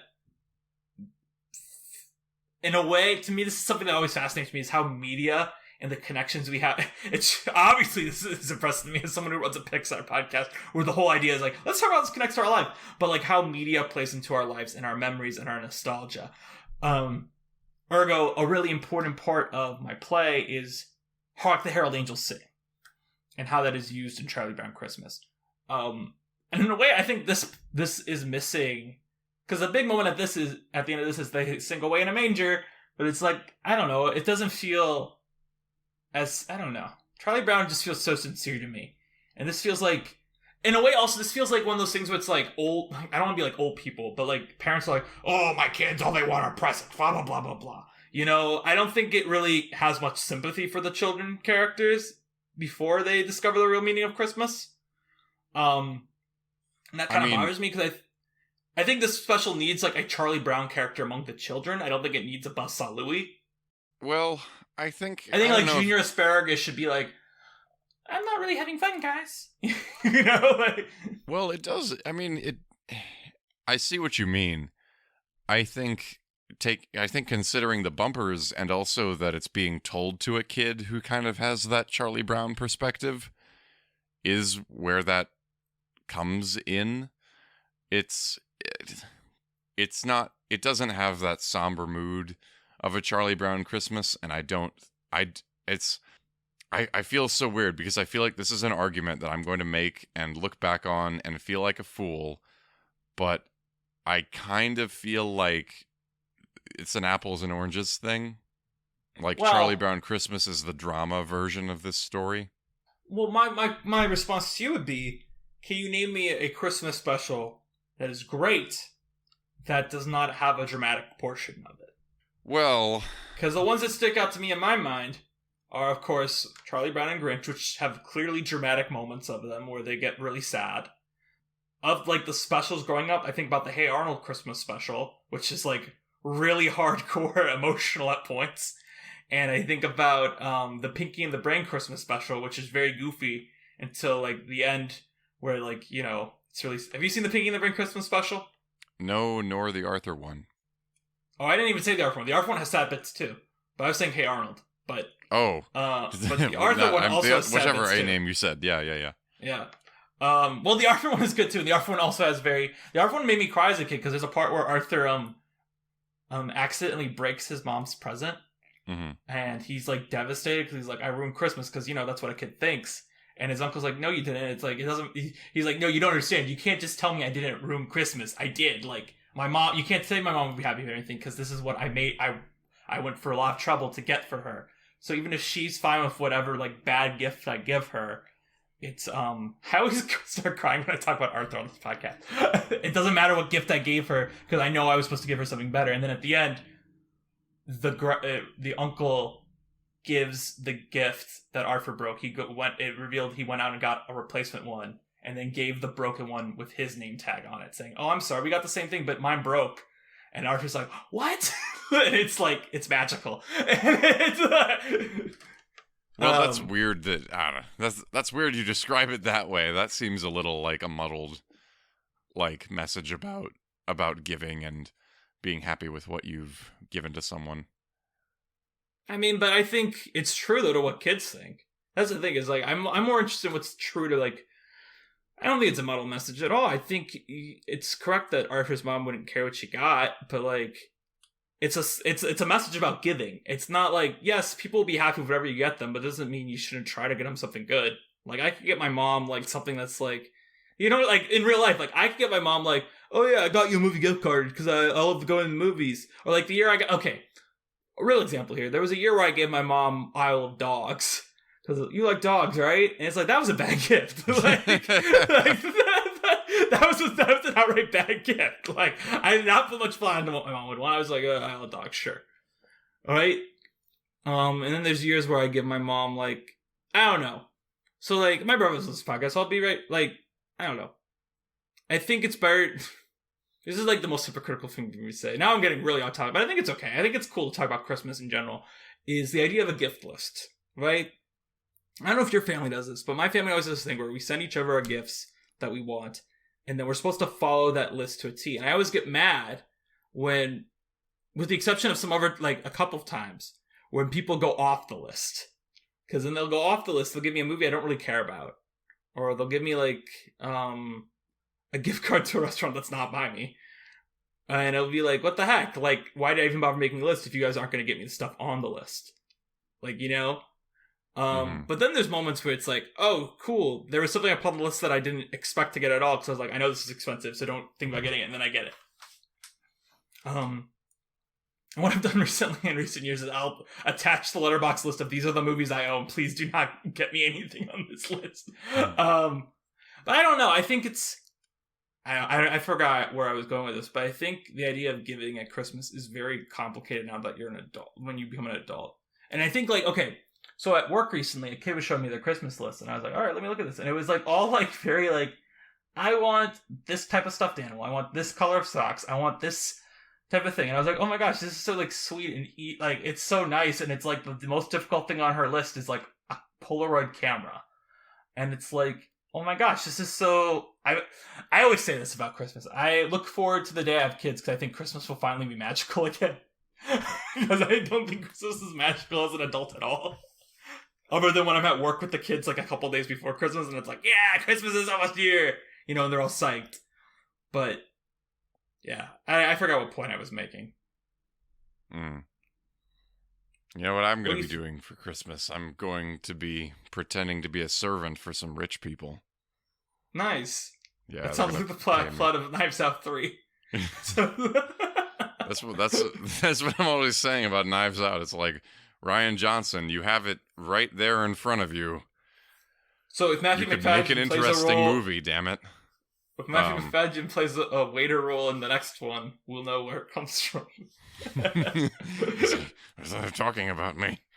I sense them. I don't know Rian Johnson's voice, but it's funny. I want to respond to that backwards. I think that for me, gifting has actually become, I don't know, not easier as an adult. I have a lot less anxiety about it, which is really weird because some people are going to hear this and be like, I've never gotten shit from you. And yeah, that's true. I know one person who might be thinking that.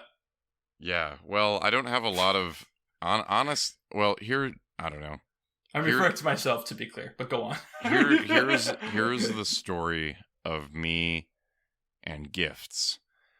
And I've kind of was not a big fan of it when I was younger. Just gifting and presents and all that shit in general. Because there was always such a expectation of, I remember I just hate thank you cards. And I'm sure people do. And I don't know, like, what the deal with that was. I think, like, when I was younger, so much of what I would get seemed like very thoughtless, and I felt like I was like, I never see you all year. And you give me this thing that shows you know nothing about me, and you want me to like sincerely thank you for that. And now writing and lying have both gotten easier, but like it seemed like a giant imposition and just a real pain in the ass. Um, but now I actually am like genuinely thankful when people get me things, like pretty much whatever it is. Um, my issue with giving gifts um is it more has to do with like not having money. Um, Mm. I try I feel like I try very hard to it makes me feel really good when I can do something for someone like in the moment. Like if I can buy someone a drink, or if I can like pay for a meal or something like that. That really is nice to me. I get kind of nervous about acquiring things, but even like I've I've been in relationships now for a lot of the last few years of my life, and that has made giving and receiving gifts a lot easier. Like I think I've I could be better about like giving gifts to people, but I'm kind of ambivalent about getting gifts from people. Like I don't mind physical objects, but I'm always a little bit perturbed by them. So I don't know if it's something I look to give to someone else, but like Well, sorry, I'm sorry, go on. I I'll let guess you go. I guess I'm just saying that like even though I would like to be in a situation, I would just like to be what was my original point? I guess what I'm saying is like for me there used to be a whole lot of anxiety about gifts, and now it actually seems a lot easier. Like someone will send me something and I'm just like, man, I really appreciate this. Like I know we're all adults and you know, we're all struggling together, and I really appreciate this thing that you've given me or done for me or anything like that. We kind of do. We've kind of done like lists and things back and forth. I don't know. That actually sounds like a nice thing. Maybe I should actually ask some more people in my life what they would like, because I think that would be My good. my thing that I always think about with this is I hope I'm not repeating myself, but it's like I don't know. As an adult, when I give gifts, it's like it. You remember to me, I remember the Christmas like magic as a kid, where it's like, oh yeah, like I got everything I wanted, and so did my brothers, and blah blah blah. You know what I mean? Like, and it's something where you want to capture that magic again. Because that's just the goal. Like, you know, like that's the goal of it. That's why I always get sad around Christmas. Christmas is never going to be as satisfying as it was when I was 10. It's just a fact. It's just never going to happen. Until I have my own kids and I can try to make them happy. But when you get a really good gift, you're really excited about that gift. And then the person gets it and they're like, oh, thanks. And you're like, so, like, to me, I'm like so destroyed by that. Because it's like, I was like, this is so good. And they're just like, oh, well, thanks, Danny. And I'm like, what do you mean just, oh, thanks? Like, you know what I mean? Like, and I know that sounds dumb. It's a competition, but it's not. Very specifically, what I'm thinking about is, I won't give them the whole story right here because it might be embarrassing for some people in my family who I don't think listen to this. But, so we had a white elephant exchange at our last Thanksgiving, okay? And our white elephant exchange is not like a gag gift. We're supposed to give good gifts, like gifts people will want. And I forgot about this till like the day before I'm leaving for Thanksgiving. And I very quickly buy Scrabble at like a Walgreens. And I immediately am like, that's stupid. No. I don't want to give a gift. Oh, that, never like, mind. I was very on board for Scrabble. Go on. No. Because it's a cheap travel Scrabble game. So it's not like good Scrabble. It's like a cheap travel Scrabble game. And I'm like, no one's going to want this. This is dumb. So what I do instead, the next day on my break, because I have to leave for Ohio right after I get off work. So I go on my break to this weird game store by where I work. and I buy this 1,500 piece puzzle. Because I remember that my aunts who were going to visit used to love doing puzzles at, like, the dinner table during Christmas. And I'm like, well, I have 3 aunts who live there, so one of them will want this. And then what happens is one of my aunts, at the very beginning of it, she's the first one to pick presents up. And there's a rule, don't, you have to pick the present you take. You know what she does? She grabs mine, shakes it, and goes, "Oh, this is a puzzle, everyone, avoid it." And I'm just like, man, like... Oh, well, that's, like, especially awful. Well, it's especially awful also because at the end it went to my cousin who has difficulty seeing, and it's like, well, we knew he was last, so someone else could have taken it. I'm mad about that stuff. It's like, it's ridiculous. Wow, the whole I'm idea, really sorry. later That's people were like to me, it's like, why'd you bring that? I'm like, I brought it because I thought people would want it, and the only reason people didn't go for it is because people announced what it was before it was there, so no one wanted to grab stuff and they knew what it was. And then no one took one for the team when it was obvious my cousin was last. So this is not my fault. This was a good present. You all are just jerks. I got really mad about the entire thing. And I'm still mad about it. Because I went to a lot of trouble to get something that I knew people didn't want to get stuck with. Because you know what I got initially? That I get every stupid year at that gift exchange? I get a calendar. I'm never going to use a calendar. I have a phone. And every single year I go there, I pick the dumb calendar. And I get so mad about it. At this point, I'm just like, all right, I'm just going to regift this at my white elf exchange at work because I'm so tired of it. And I end up getting wine glasses, which are way better. Someone very nicely traded with me. I'm like, good, because I'm not going to use this calendar. I think it's ridiculous that every year this calendar gets put in here. And it's not like a repeat. It's not a repeat calendar that comes back every year. It's just the idea that someone's like, yo, let's get a calendar. I'm just like, stop it. No one here who's young wants this calendar. I've come around to calendars when my roommates I don't have an office. Hmm? I don't have an office. I say recording in something that is like looks like an office, but I do not have an office. I'm never going to use a calendar. Well, it's just nice wall art. It's not wall art. It's like when you're in prison and you have to write on the walls. It's an office calendar. It's not a wall calendar. It's like I'm kind one of of the baffled little square by that. ones. Yeah. Oh, it's like one of those little tarot things, just so you know what day it makes sense for like my dad or like my mom, but it's like me and my brothers are there, my cousin's there, and I'm sorry, people should not be mad at me for giving a cousin when giving a puzzle when my cousin has bad eyesight. If someone tried to give a calendar, what's he gonna do with a calendar too? Like, like, you see what I mean? Like that's. I'm sorry, that is so funny. Well, it is funny, but it's also just like it's just like what the heck? Like, everyone's trying to blame me for this when I went to a lot of trouble to get a really good gift that my aunts would have liked if they picked it randomly, but only got we're like, oh, avoid it because we know what it is. And then it became this big deal where everyone's like, well, someone's got to trade with him so that way he doesn't get stuck with a puzzle because that's a gift he can't use. And it's like, well, no, it shouldn't be. Someone should have taken it because people in this family have always done puzzles at Christmas. And it hasn't changed. Last year when I was there at Christmas, they were doing a puzzle. So it's like, it's just rude. The entire situation felt very rude to me. Yeah. And it got me mad too because, again, it's like one of those things where you put so much effort into thinking about something you want to get for Christmas.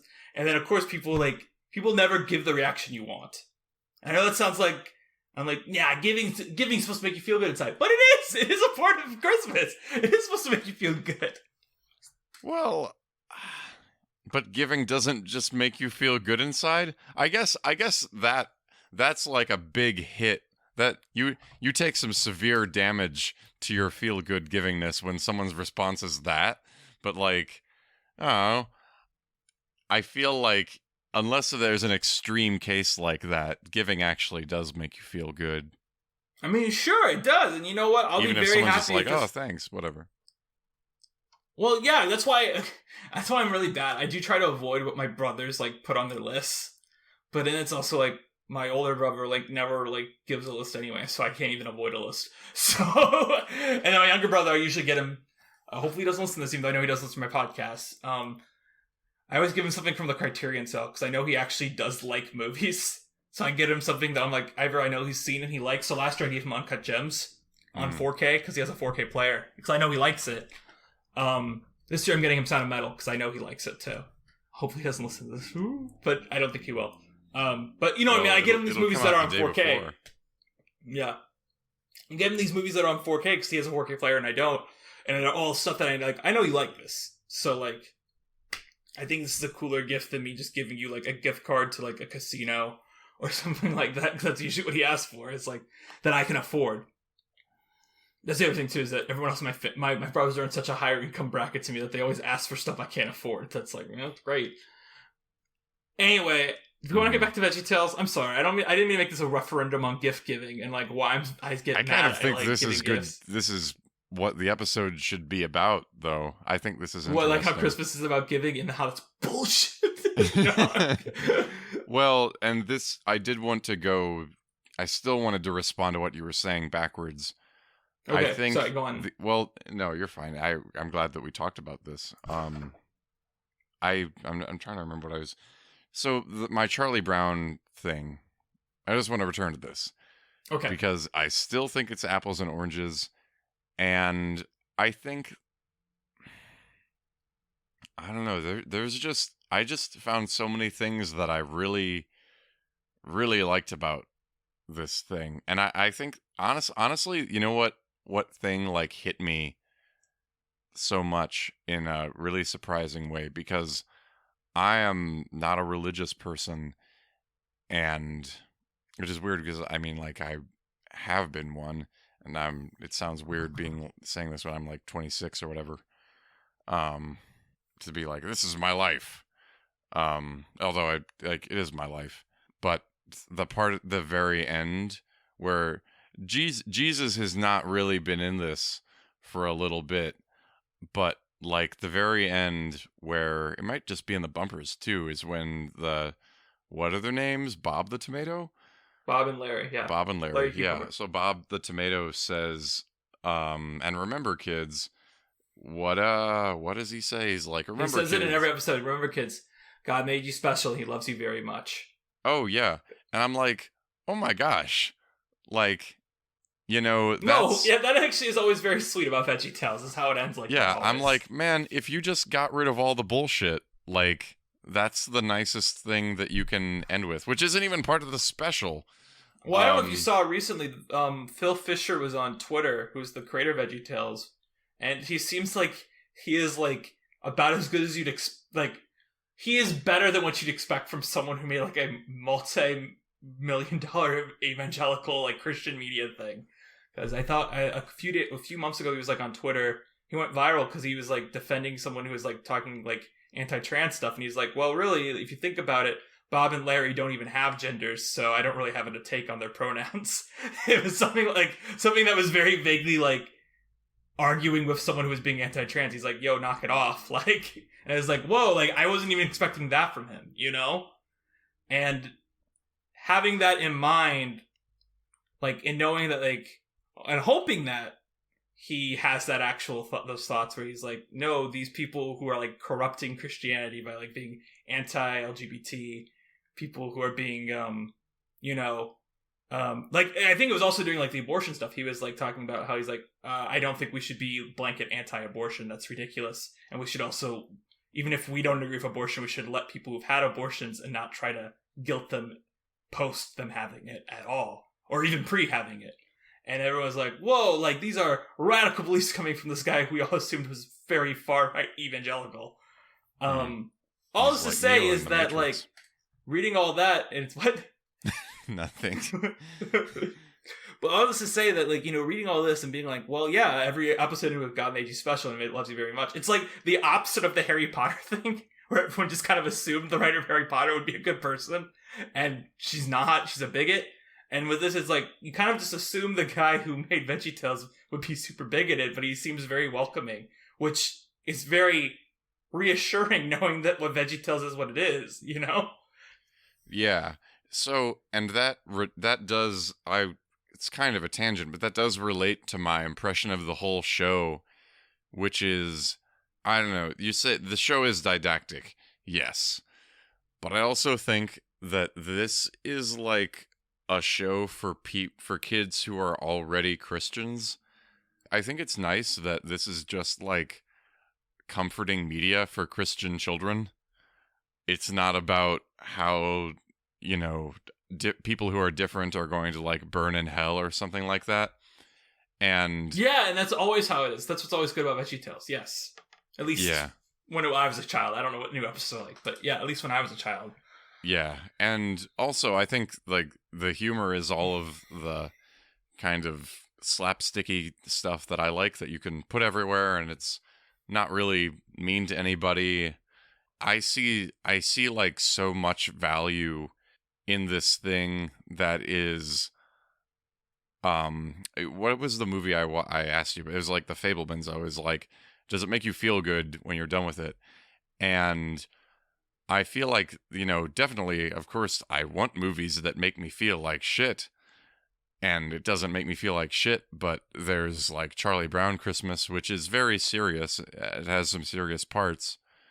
It's like Charlie Brown Christmas isn't like sing-along fun time, but like this is sing-along fun time.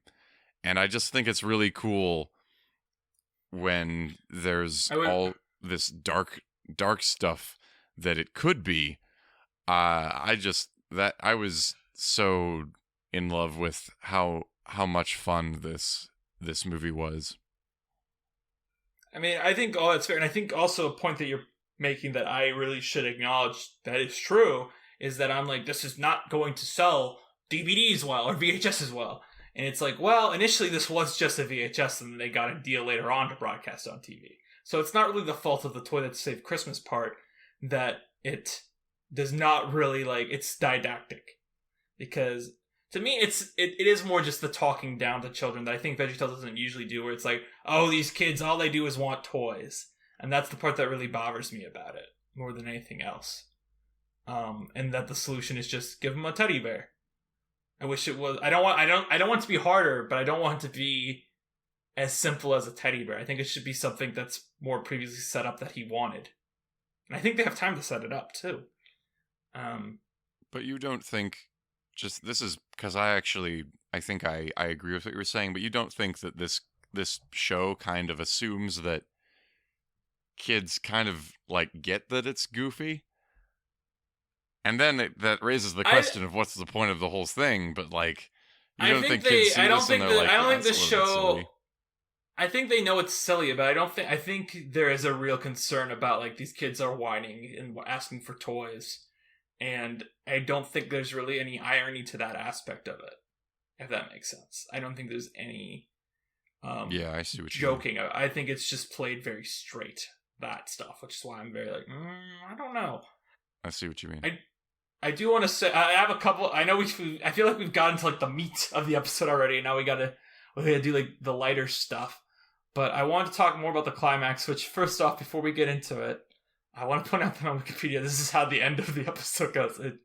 Upon receiving a teddy bear as a gift, Mr. Nezzer he repents, and the concludes of everyone in Dinkletown, including Mr. Nezzer, getting together to celebrate a Christmas party. And I'm like, wait. We skipped the whole bit in this description where there's this big chase scene of them going down a hill really fast. And this is where, like, all that, like, primal memory really hit me. Specifically, you already mentioned the joke where it's like, anyone with hands, help! But also, I think very much, like, him using his buzzsaw as, like, kind of like a boat motor on the sled. And it's like, wow, this is all really cool. And, like, this is where all, like, that primal, like, oh, wow, they're wrapping around the tree. And I think this also is where I want to mention something that I think is very relevant to our podcast, but not really about, like, our personal connection. But what I thought was really interesting about this in general is how there's all these animation errors that you don't care about when you're a kid. Like, very specifically, we haven't got to the Oh Santa bit yet, but, like, how they just plop the hat on that. They don't care that it's, like, blending through it. Or, like, for a second, the stocking flickers on the side of the building, and it's like, well, we don't care. We got other stuff to worry about. And I kind of dig that. I think it's kind of cool that they're like, no, we don't care. We got other stuff to worry about, and kids won't care. And it's like, yeah, they're right. I didn't care as a child. I was like, wow, okay. And they cared more about, like, making it funny. Yeah. Which I do think is admirable. Especially considering this is, like, way lower budgeted than the Pixar stuff. And, like, probably anything else right now. Besides DreamWorks and Pixar. And yet it probably stands up, like, it's longer than any of the Pixar shorts are at this time, too. And I think it looks pretty good for what they're doing, being very independent computer animation. Mm-hmm. Yeah, I don't want to say that it's. I'm very cautious about drawing direct lines from past work to whatever people make at any one point. But it makes me wonder: is there something there when we think about the Veggietales guys were doing puppet theater before they made Veggietales, and a lot of the Pixar guys were students who were making things which emulated Disney movies. I don't know. There's something that I'm thinking about this now as I'm doing a lot of live shows for people of different ages, and I'm wondering if there's something about like being in the trenches of live entertainment. Like I'm some guy who's full of his own shit, but like is there something to being in the trenches of doing live entertainment that changes your approach to things and what you value when you're putting out the product, an entertainment product like that, versus like students who are emulating Disney and they want to eventually be technically as good as Disney? I don't know. I don't want to be like, I think the guys at Big Idea did know, we're very aware, like, we're not going to be as big as Disney. I think their goal eventually was like, let's try to be like Blue Sky Animation. Because that's what happened eventually when they failed, was like they made a mid-budget computer anime movie that went over budget. Because it was supposed to be low budget, but it became mid-budget. Computer anime movie that bombed because they didn't really have a hook that made it. It's kind of like that thing that you see now when it's like, what is the movie? How to Train Your Dragon, the sequels of it. I remember they all underperformed at the box office compared to expectation. The reason that people always gave was, well, there's a TV show at home that looks not the same quality but close to it. So why would these people go pay to see this like on the big screen?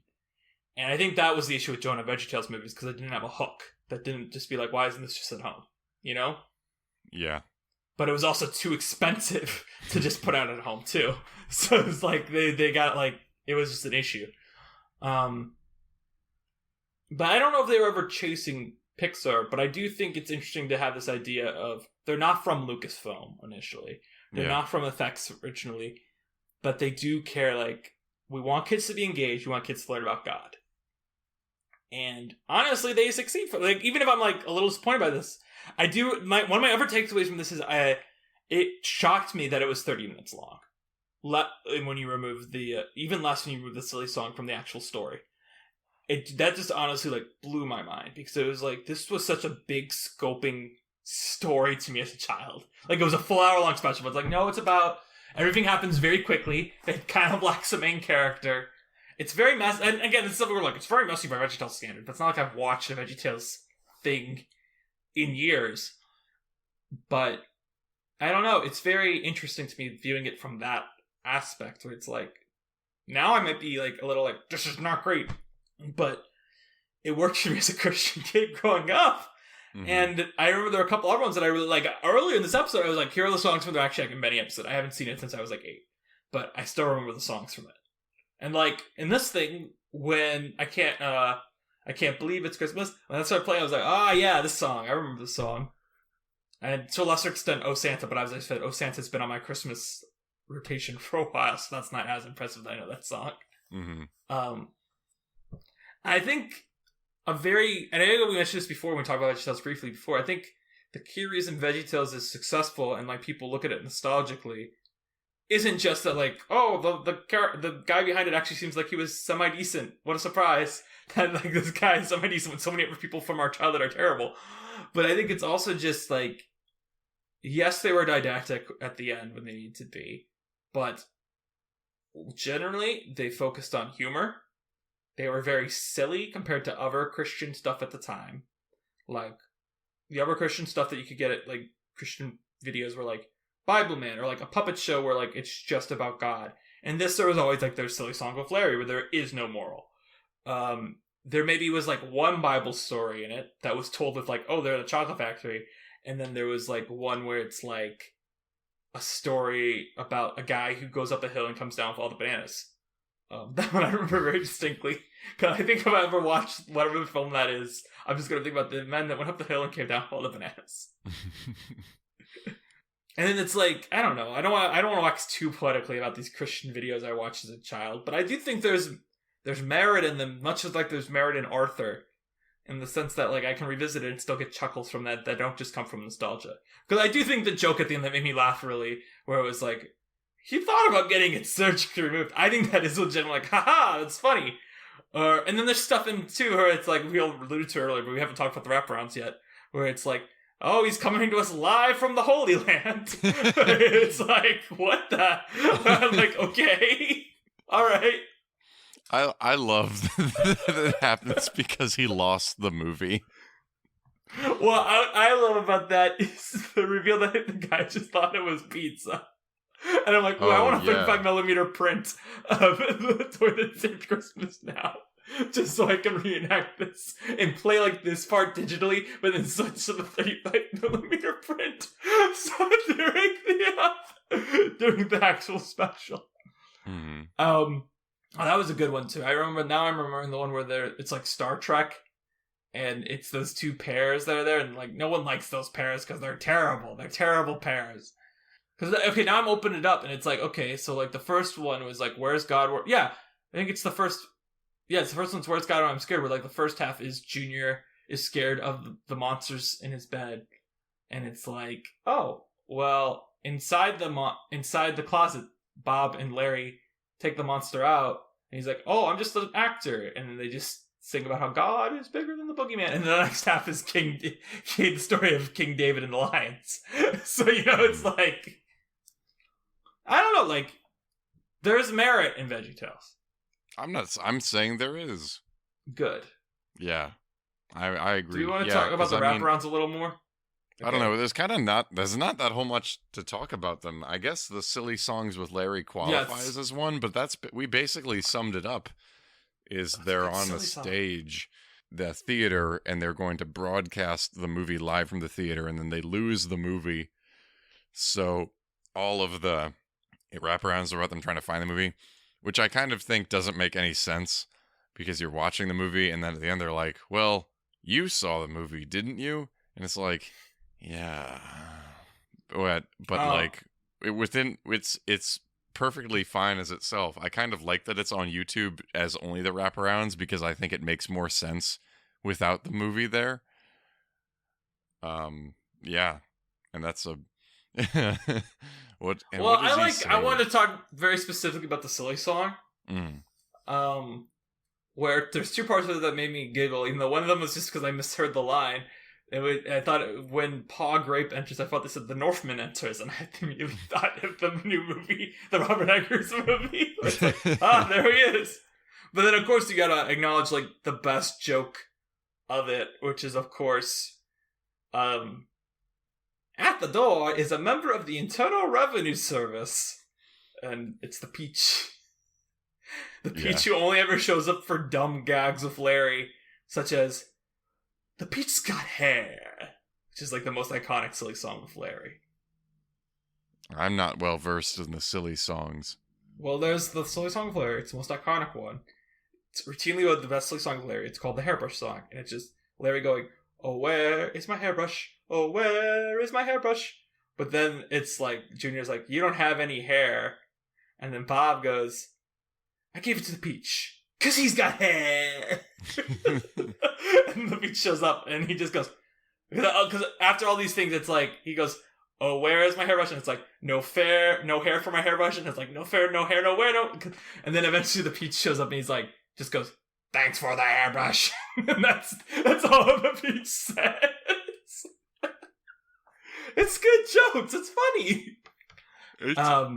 But the other thing I wanted to say about the silly song with Larry kind of goes back to the thing I was saying, where it's like these things aren't afraid to be silly.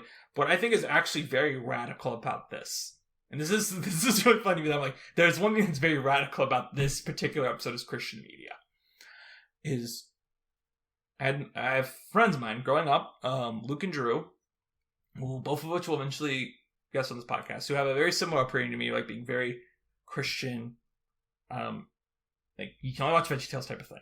And I remember being shocked when I talked to them, because I met them actually in middle school.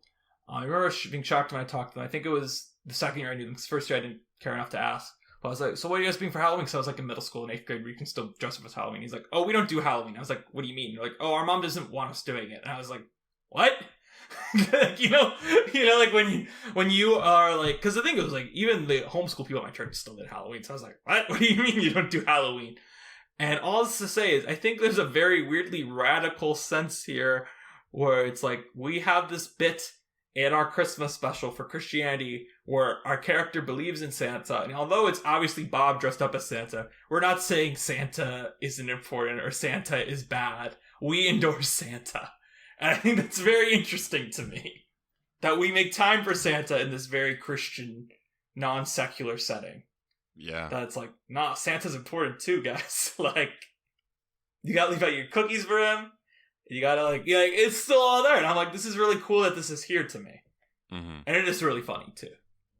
I agree with it. I don't think there was, like, Christian media in my life, but it was never...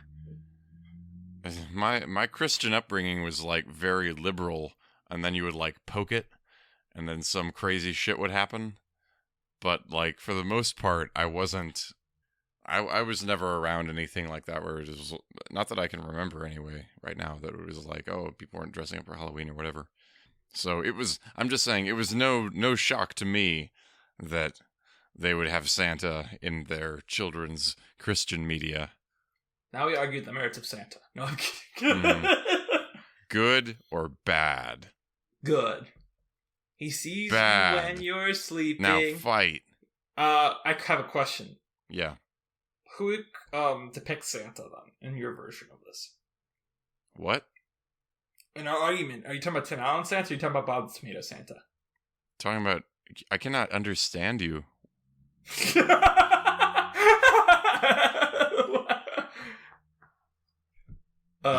You remind me of earlier today. There was a kid at my job. I can tell the story, so I won't use anyone's name. But one of my coworkers walks in and is like, "Can I play Uno?" And we're like, "Yeah, sure. We'll deal you in." And then she goes, bet you're all, that's this coworker, "I bet you're all scared of me. I'm gonna win this so much. You're all so scared." And this kid just goes, "What?"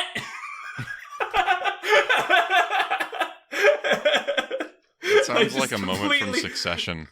Completely lost at why this woman, this kid barely knows, just goes, "I'm gonna beat you and you're scared of it." Well, it's because, we have a poor internet sometimes. I feel like that kid was being wise, perhaps, in a good way. That seems just so relatable, actually. Like, someone comes up and starts giving you shit, and you can just be like, I need to reset this situation. What? Just a flat what? Great. It works really well. Yeah, I don't know if I have a favorite Santa. Well, do you? Well, let me tell you a story about Santa. It's gonna be our closer, unless you really want to talk more about this. We should close. Growing up, the last classic Christmas movie came out when I was 8 years old. Do you remember what that movie was? When you were 8 years old, Elf? What do you think is the last? Yes, Elf came out. And the commercials for Elf were really good. I was very excited for what I wanted to see, because I was an 8-year-old who wanted to see the new kids movie no matter what. And I'm like, "Dad, can we go see Elf?" My dad goes, "I don't want to see it. It looks very disrespectful to Santa Claus." I feel like you've told me this before. And I'm just like, what?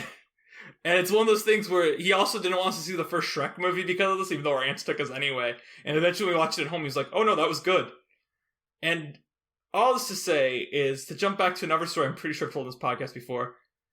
This is 3 years after the Ron Howard Grinch movie comes out. My dad was bummed that I dragged him to a different movie instead of him seeing it. So if the Ron Howard Grinch movie is respectful to the Grinch, and Elvis is disrespectful to Santa Claus, I don't know what's going on there. I love my dad, but what? What are you talking about? Well, alright, that's Christmas. You excited for Christmas?